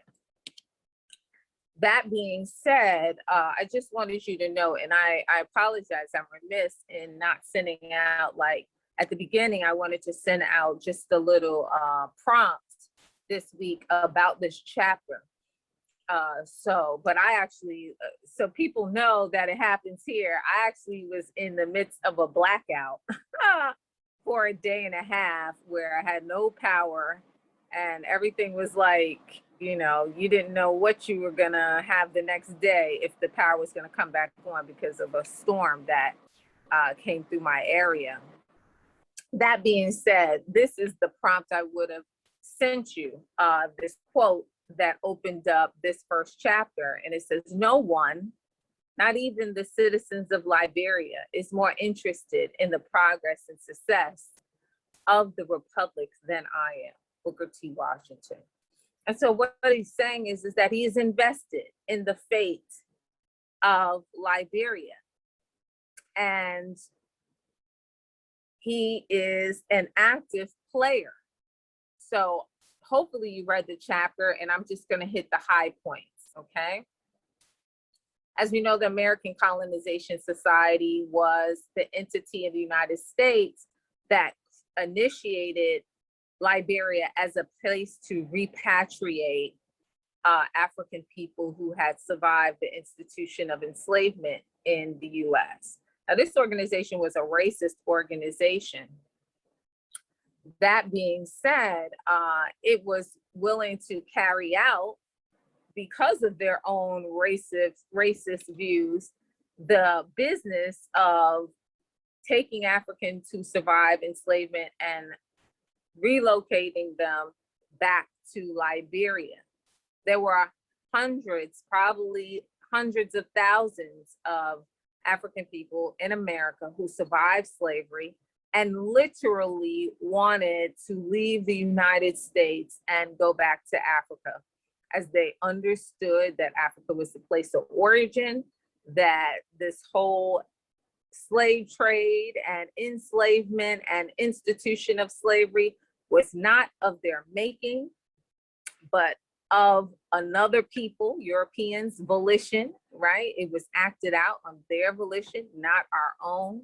And so at the end, not even the end, because slavery is still going on in 1847 and 1825, but in New York, in northern states, slavery had been, how would you say, slavery had ended in some states in the north, in some states in the northeast, above the Mason-Dixon line. However, majority of the southern states were still in the institution practicing enslavement, okay?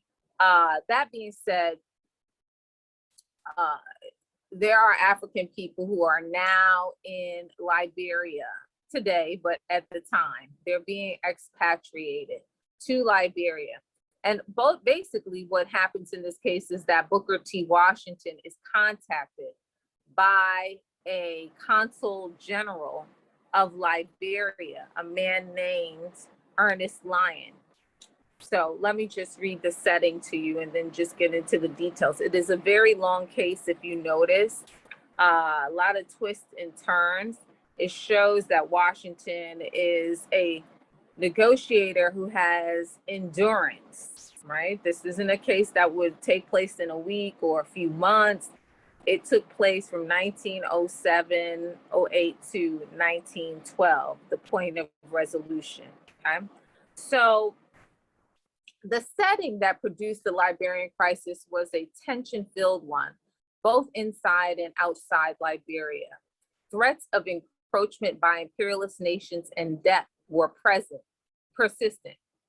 The unlikely variable was Booker T. Washington, skilled in American politics and power brokering. He would directly assist negotiations to protect the survival of the independent African nation.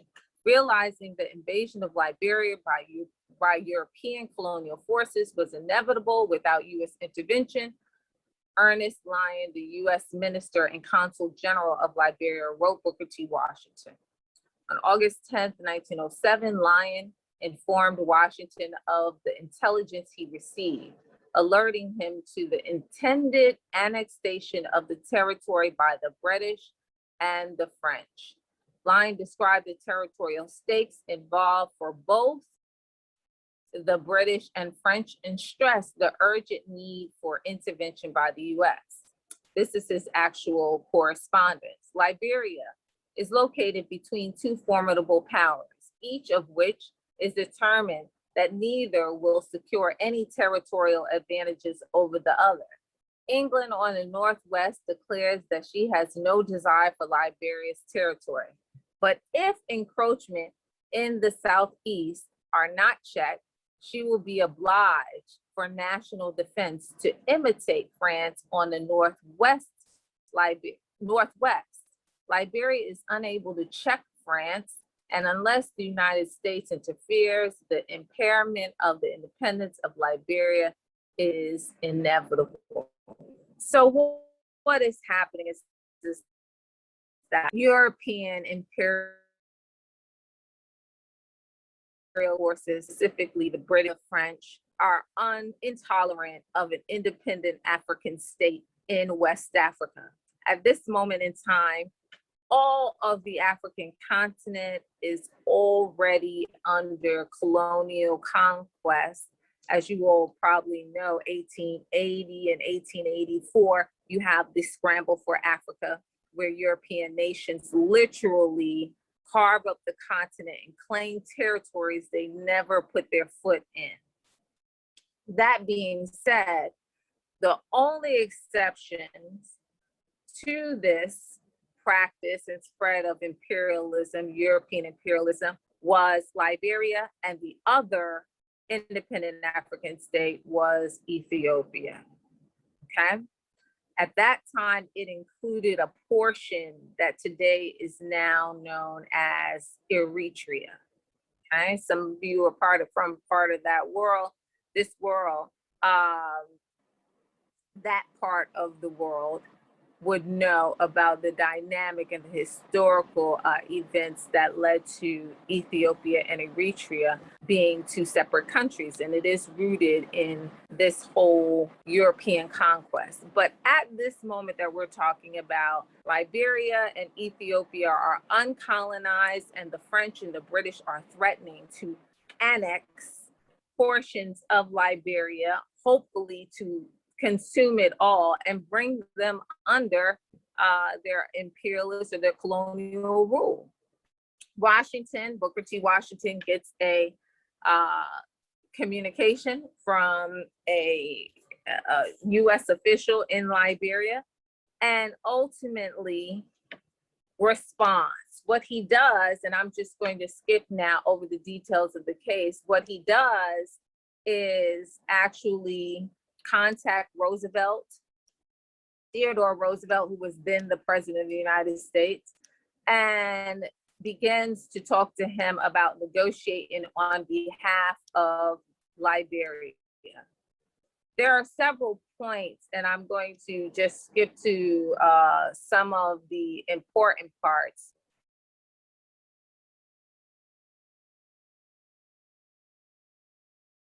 There are several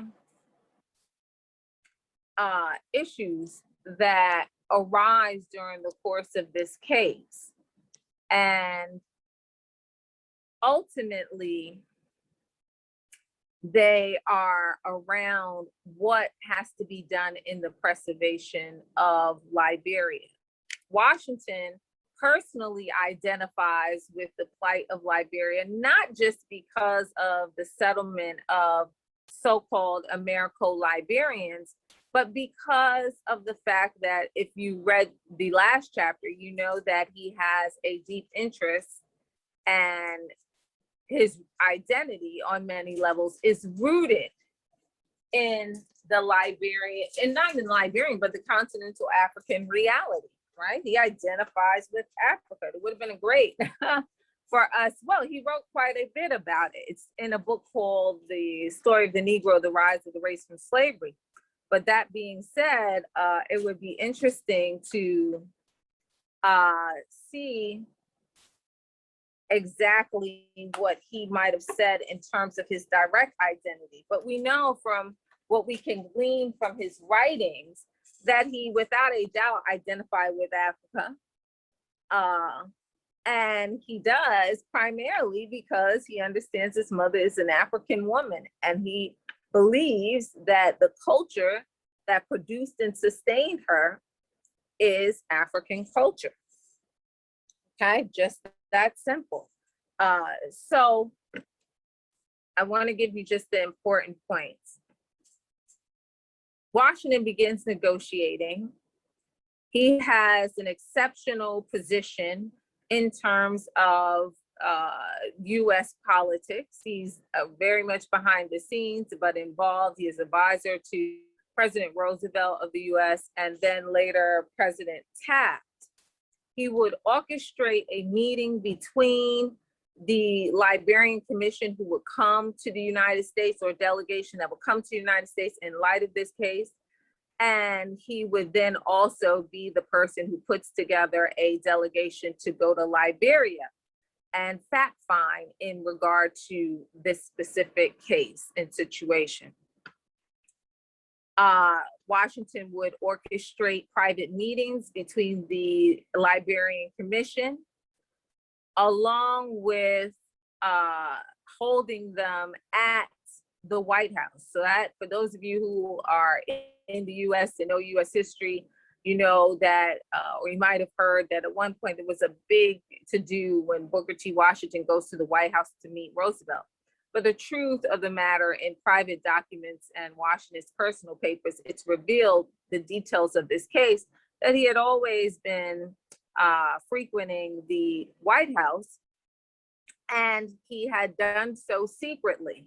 So what we know in the media, it's probably around 1905 that the media knows that he's frequenting the White House, but for all intents and purposes, in private documents, we know that he is not just frequenting there, but he is making arrangements to do private negotiations. He does facilitate this between the Liberian Commission, and I'll show you who's on the Liberian Commission, and the president Theodore Roosevelt, the incumbent president-elect Taft, and Elihu Root, which is the Secretary of State that leads the State Department. That being said, negotiations are in place, and Washington is now seeking to protect such negotiations from things like a change of administration. He's able to do that, but he is safeguarding what he thinks or feels is a secure plan to secure the survival of Liberia. The whole entire goal of his negotiations is to make sure that the French and the British do not seize this territory and essentially dissolve Liberia, claiming it and consuming it into their colonial territories in Africa.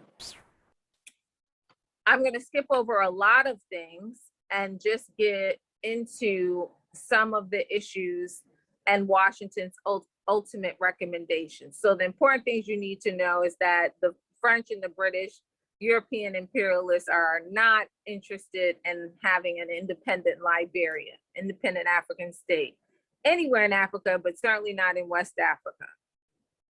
2, Washington is positioned politically within the United States to conduct negotiations in order to hopefully get Liberia out of this crisis with its territory intact. 3, he facilitates actual negotiations between the Liberian delegation or commission and US officials in order to protect these negotiations. He has a full team on the US side, making sure that their change of administration from the president to the president-elect will not derail the negotiations. Side note, while he is friendly and an advisor to US officials, this particular case really locates Washington, and locate means identify, right? Some of his values, principles, politics.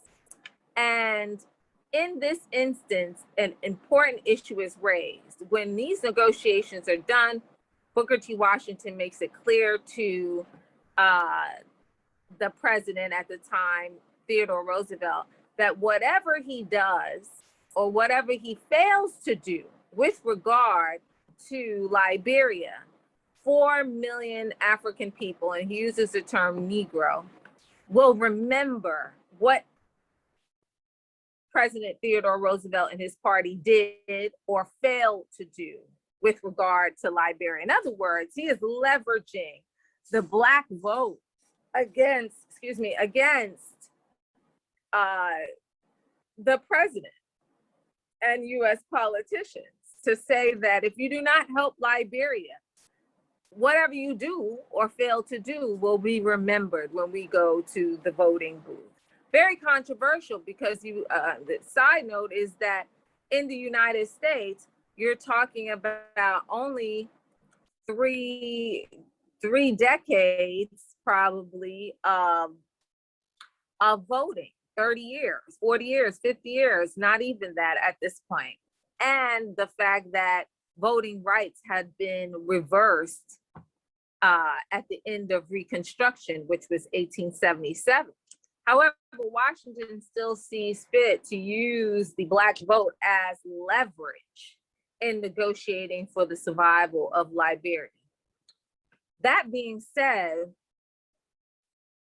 all of that and negotiations still do not carry through with a initiative in the Senate. Washington doubled back. He does some underground negotiations and ultimately manages to get a payoff.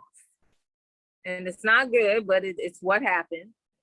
A payoff by using a multinational loan to buy Liberia out of this crisis, and the US is putting the money out. Now, let me be very clear. The United States never made claim to Liberia in this early period. If you notice in this case, over and again, there's a statement about the fact that when European powers, the British, the French, asked the United States, is Liberia yours?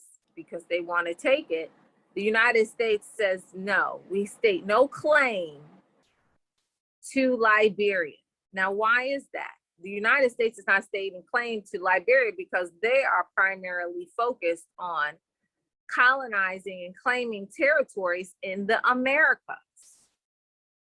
So Washington cites something called the Monroe Doctrine and says, hey, we're not, you know, colonizing in Africa. We're really focused on South America.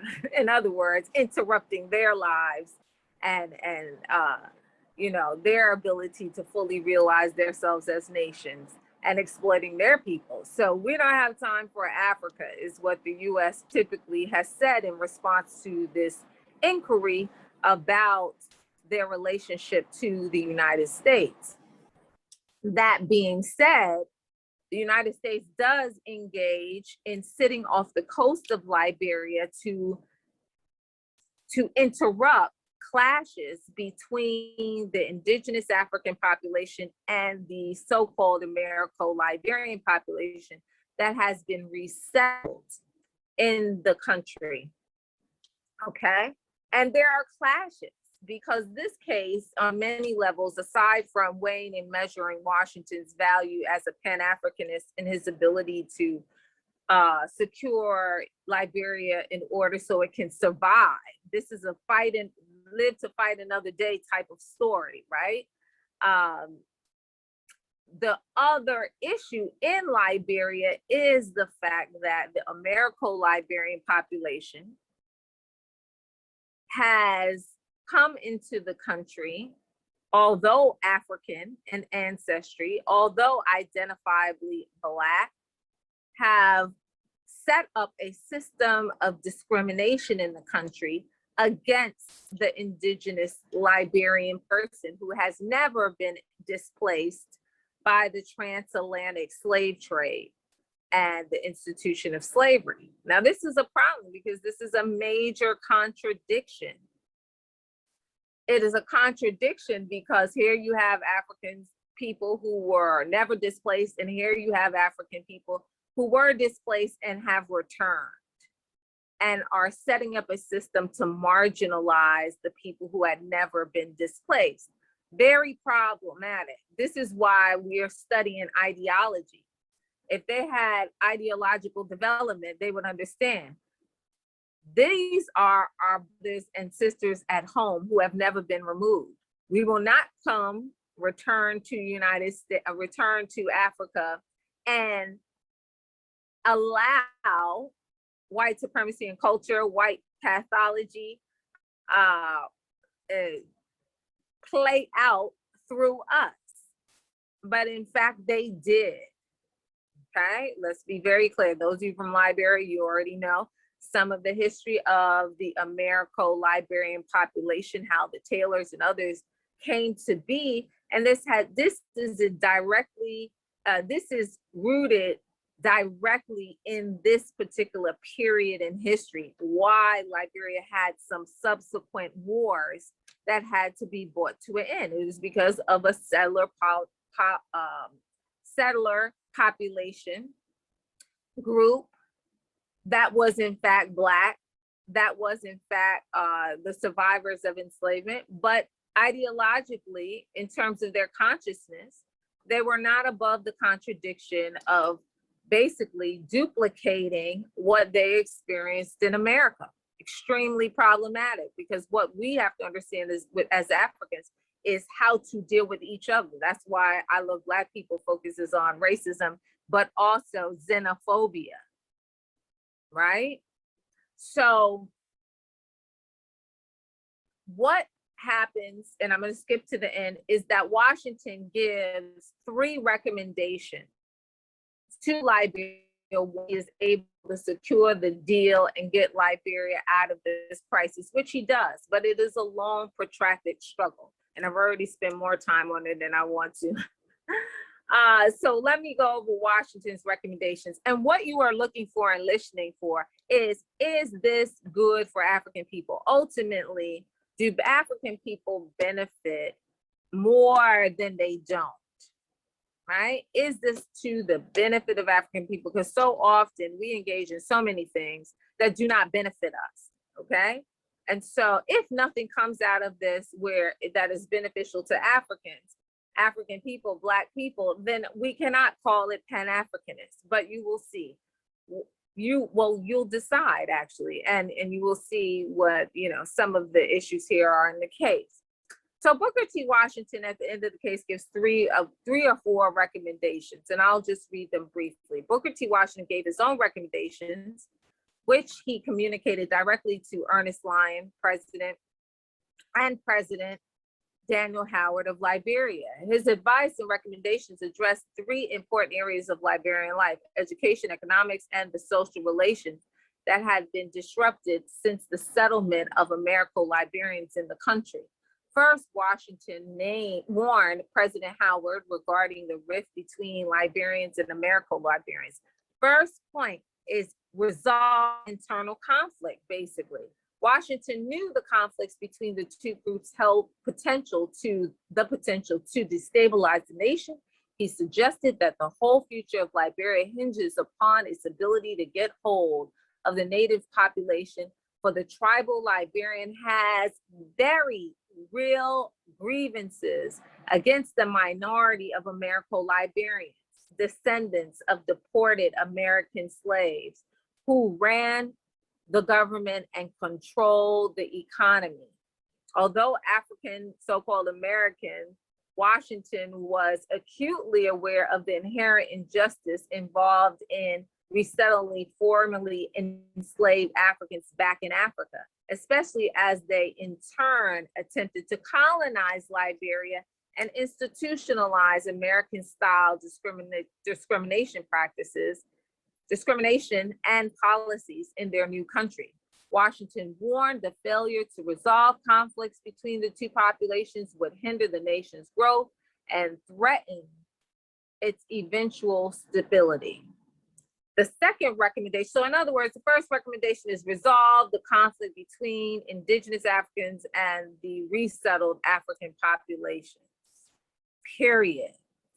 Internal, just like unity builds us up and protects us, disunity and chaos makes us vulnerable and sets us apart from each other, okay? So Washington is very clear.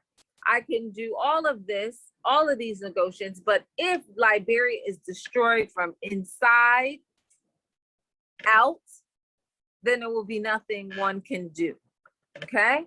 And so we must come together as African people in the country and address the wrongs that this settler population has done, okay?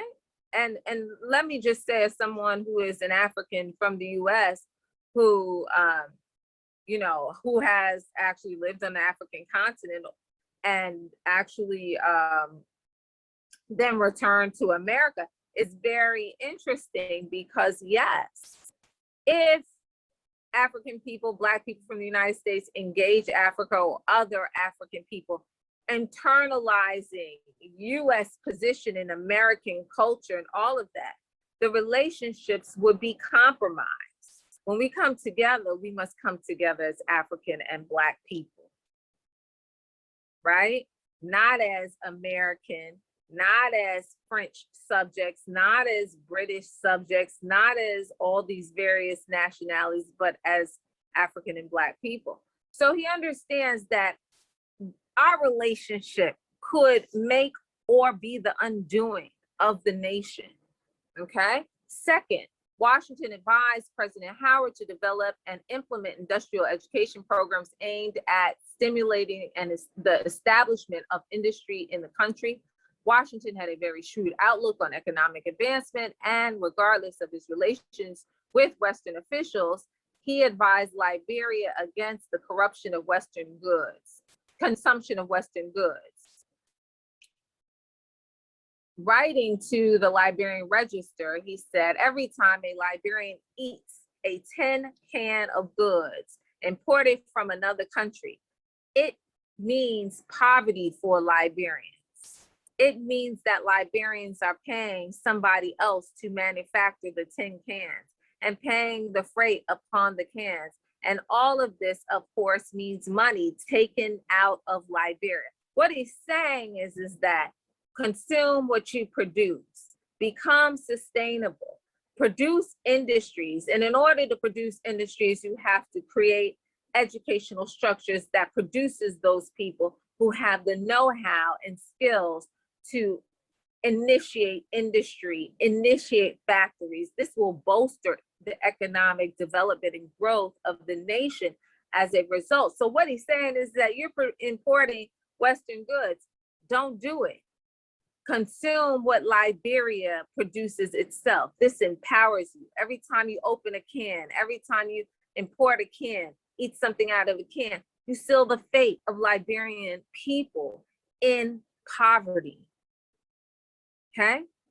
And so this is one of, Washington's basic tenets in terms of his form of Pan-Africanism, independence through industry, right? He believes that you can't be independent without controlling the industries, specifically the industries that you are consuming, right? The products and things that you need and are consuming, right? So if another man is producing it, then you are vulnerable, you are in need of what he has, as opposed to producing it for yourself and becoming completely self-sufficient and sustainable. So, all right, read right here. Conceptually, this belief, although Washington has often been cited as pro-capitalist, his inclination was to protect Liberia from the pitfalls of consumption as opposed to production. Conceptually, this belief was consistent with Washington's philosophy of sustainable economic independence, which was essential to developing Liberia as a nation. And third, his final recommendation to Liberia was that Liberia create an industrial school. Hold on one second, folks. Sorry, I still have okay. Third, he would recommend the building of an industrial school, which would naturally feed into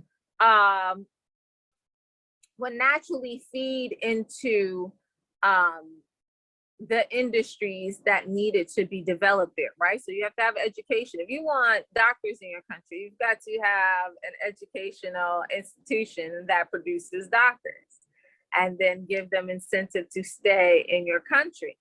That being said, the same goes with every other industry. You've got to have the educational institutions and mechanisms in order to educate the people properly in terms of skills and know-how to run the various industries that you want to keep domestic. So he gives those three recommendations, and not in his lifetime, but later on, there is a school established, a Tuskegee-like model established in Liberia. That being the case, let's just be very real. This was a, how would you say, interesting case, long protracted case. However, this case was a mixed bag.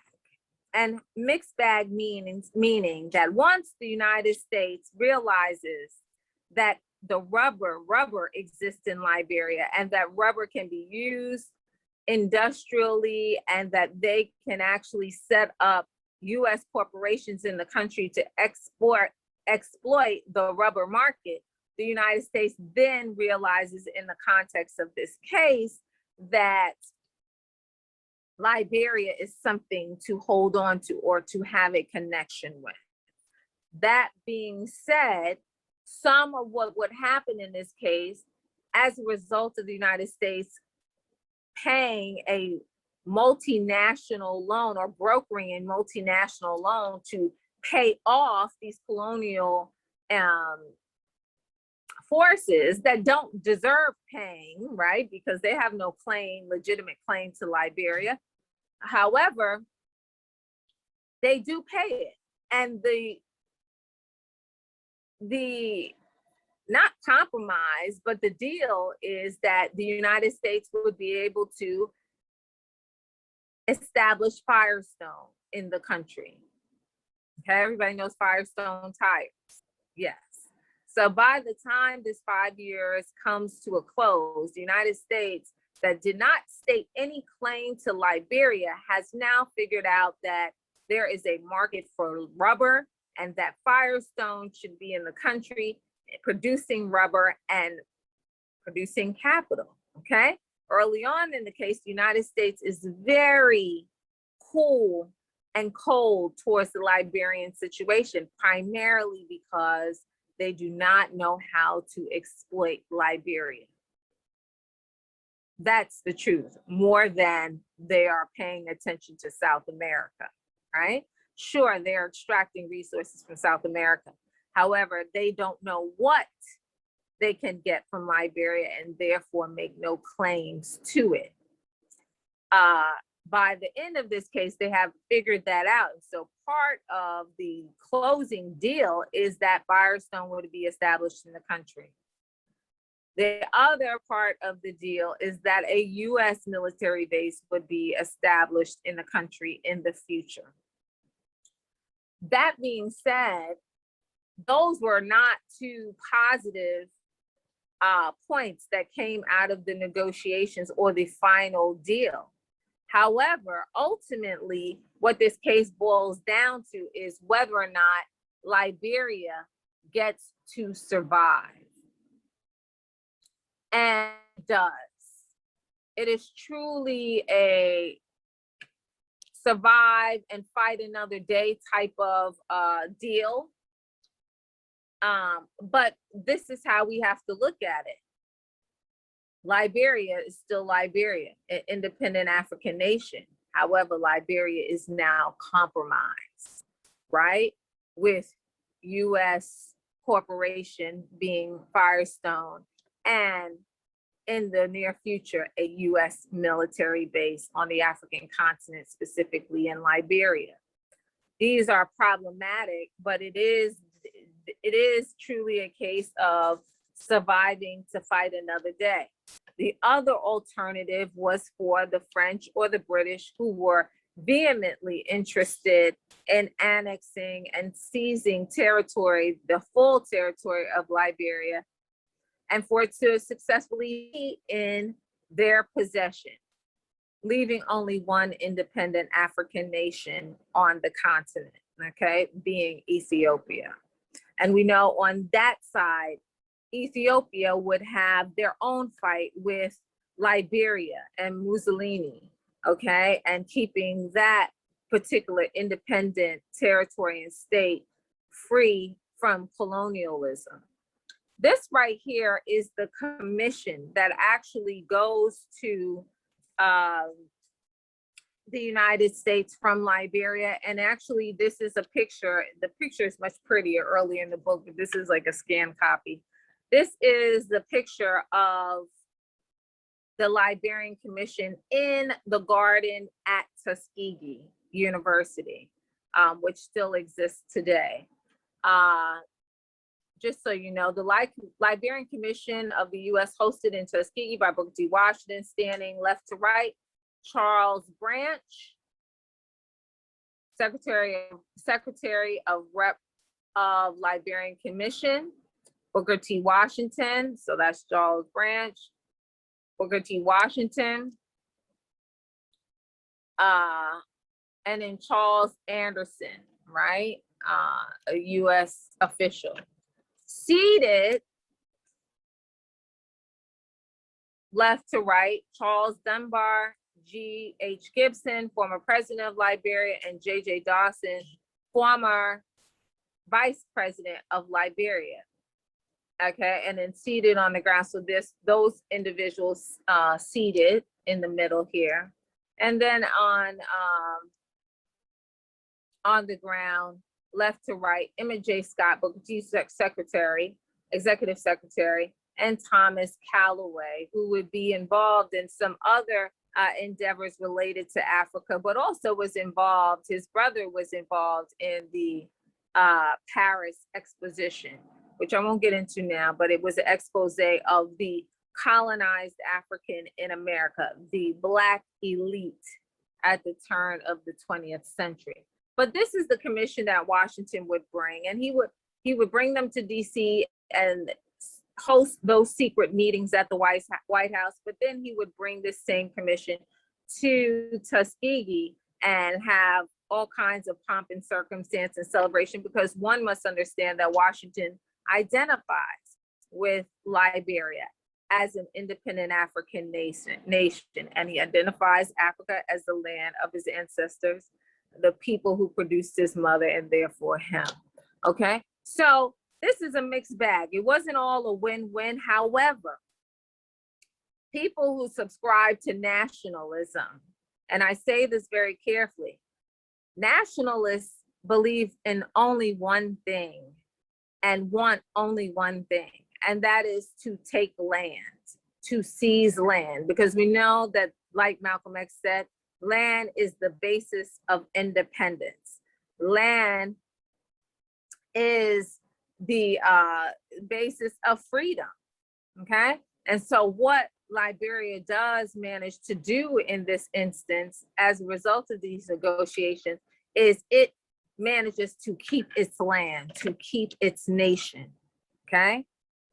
And not allow its borders to be compromised. The shortcomings are the fact that, one, Firestone is now in the country, right? So an exploitative entity.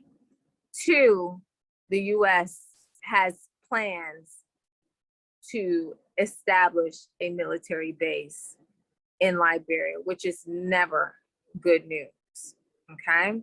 However, the larger picture affirms the fact that to keep your nation is high priority so that you can fight another day, right? Had the French and the British been able to annex Liberia, the story would have ended there, okay, in 1907. But it didn't. Liberia has survived. And there's so much more I could say about Liberia, but I'm going to leave it at that and move on. I'm going to take this off. So that is the case on the Liberian crisis. The African exclusion measure is the next case I'm going to discuss and give you some brief details about. And once again, this is another specific case, and it is a case where very different from the Liberian crisis. It is a case where you see Washington once again act as a key figure in bringing about some measure of justice, but really securing the interests of African people in light of a crisis. So one moment, I'm going to switch off of here for a second, get you the other document. And some of you already have this and you can follow along.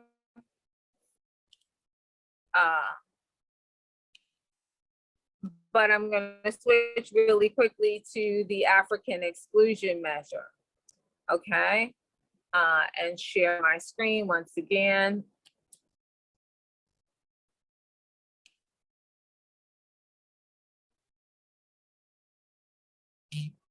Okay. So here is the African exclusion measure. Once again, the prompt that I would normally give you for this would be the quote from Booker T. Washington that framed the chapter.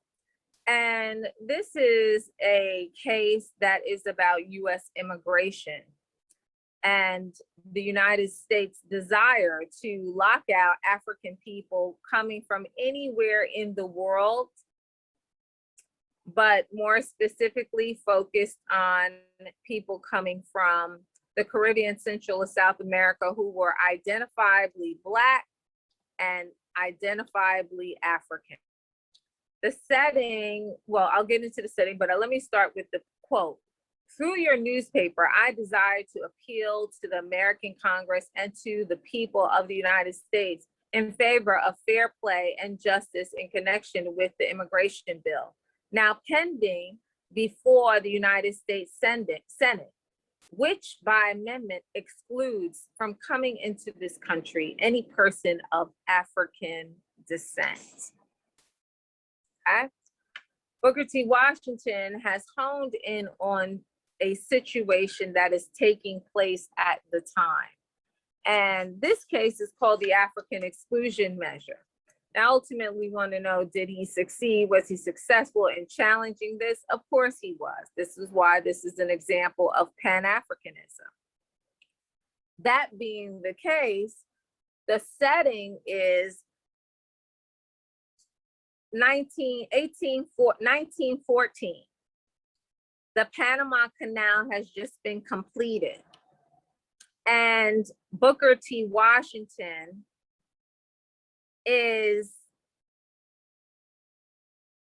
aware that American politicians, particularly in the Senate, are interested in initiating some kind of legislation to exclude anyone coming into the United States. Why? Because the Panama Canal had just been completed, and the labor force on the Panama Canal were overwhelmingly the Black and African populations of the Caribbean, Central, and South America. Some of you may know about the fact that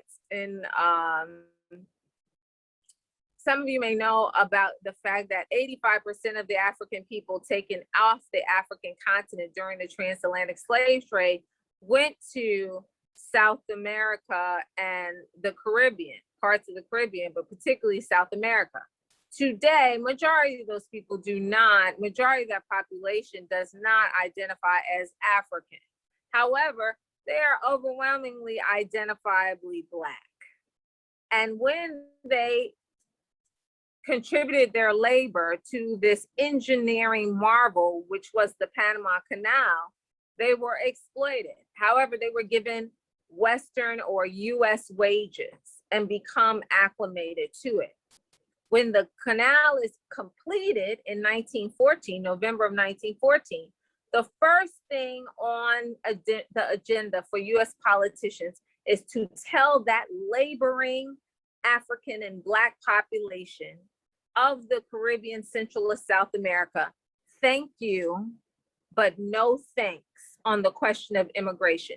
If you think that because you worked for us and got acclimated to Western wages, to US wages, if you think because your labor is the sole almost reason for the successful completion of the Panama Canal, if you think those things matter, let us let you know on the question of immigration, can you come to the US after that?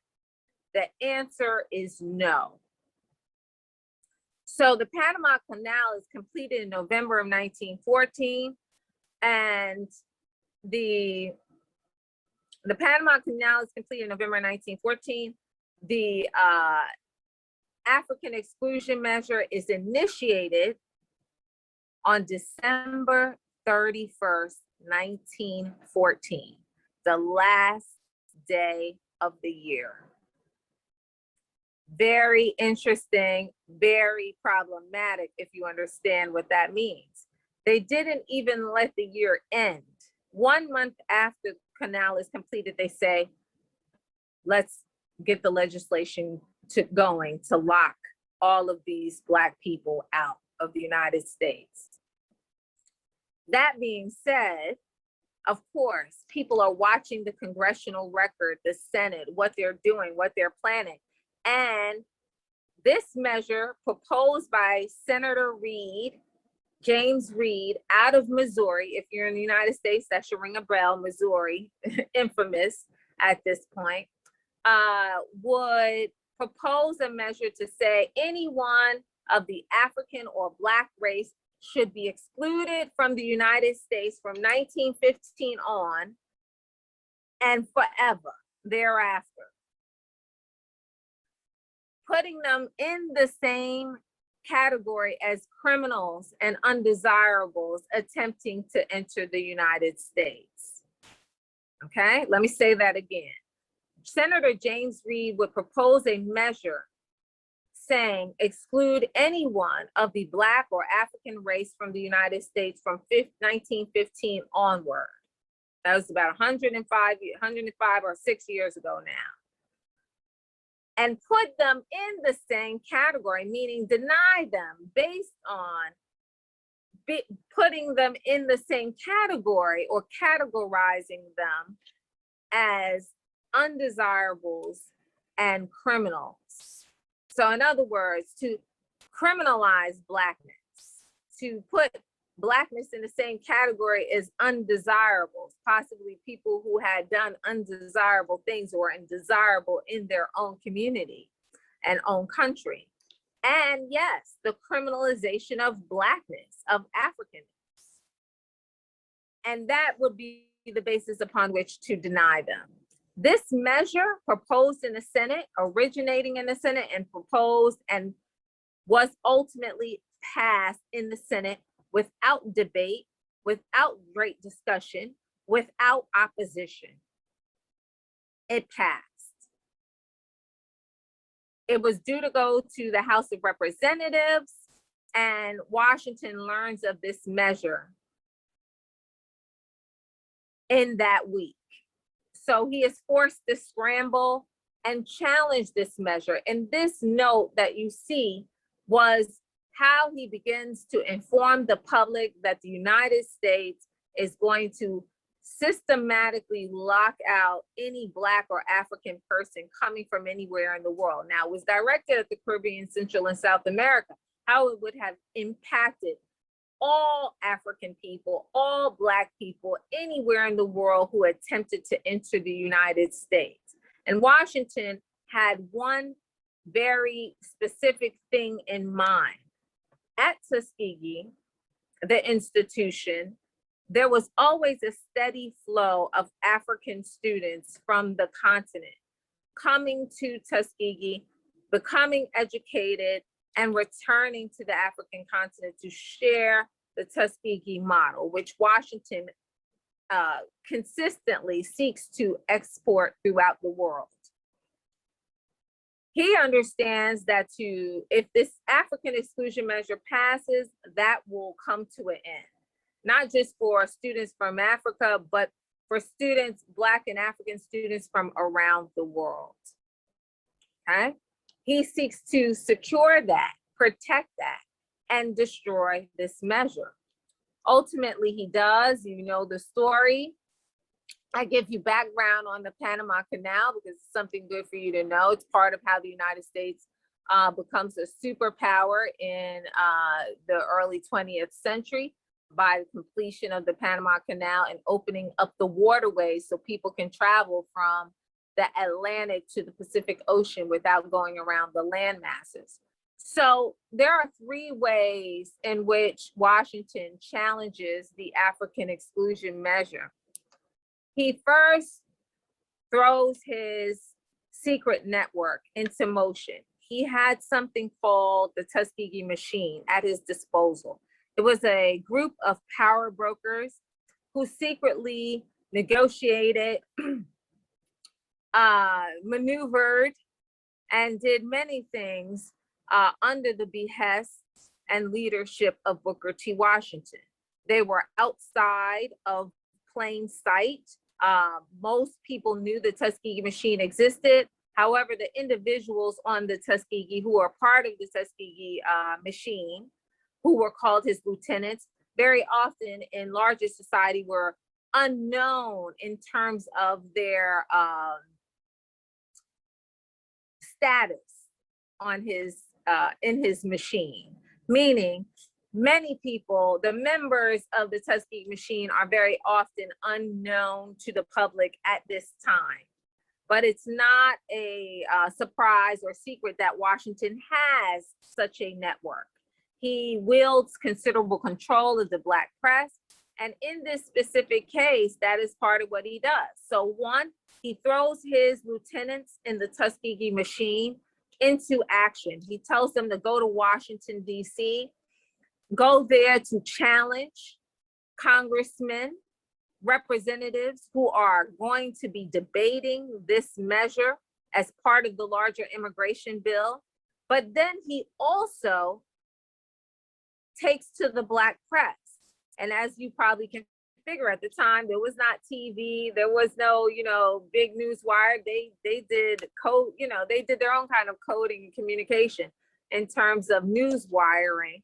And the press, the newspaper, was the primary means of communication at that time.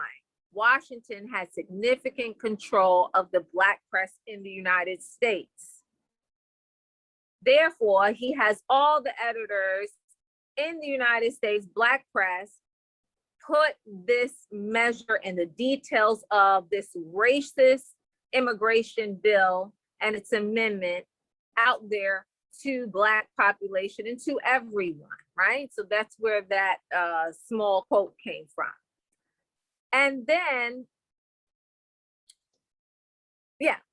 and then his words through politicians that he directly challenged, his words that are in the article make their way to the floor of the House, where there is a ferocious debate.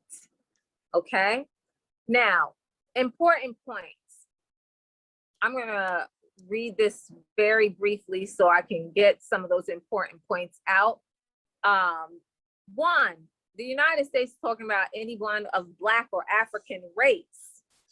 At the time, most of the population in that part of the world would not probably have said they were African, although they are not long ago removed from Africa. And very likely, even today, there is a struggle around Black identity in most of Latin America and South America in particular. The irony, since 85% of the population that is brought to that particular locale in the world are coming from the African continent, okay? So 85% of the Africans taken out of Africa are sent to South America in particular, okay? But African identity, Black identity is not the primary identity. If those of you who know that part of the world, it is very stratified, the racial hierarchy and what I would like to call the racial pathology, right? With whiteness still being on top and Blackness still on the bottom, but all of these micro identities in between, right? Mestizo, mulatto, Indio, all of these gradations of people to give name to their complexion. So it was very likely that had people from that part of the world been privy to such a measure, they would not have responded, because it's very likely they would not have seen themselves as African. And today in 2021, we are still working with and struggling with people in that part of the world around Black identity, okay? And they have not had a Black power movement. It's on the horizon, but it has not been undertaken in a full way where it changed the positive intellectual understanding of Blackness and of African identity.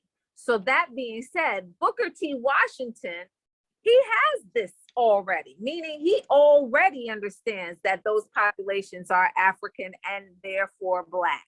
He understands where this is going to impact us most globally.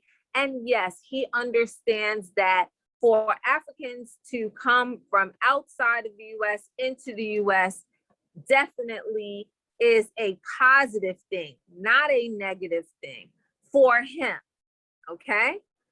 The complete opposite is debated on the floor of the House. White politicians are saying, close the doors to the African and Black people. We don't need any more. Slavery is over. It's done.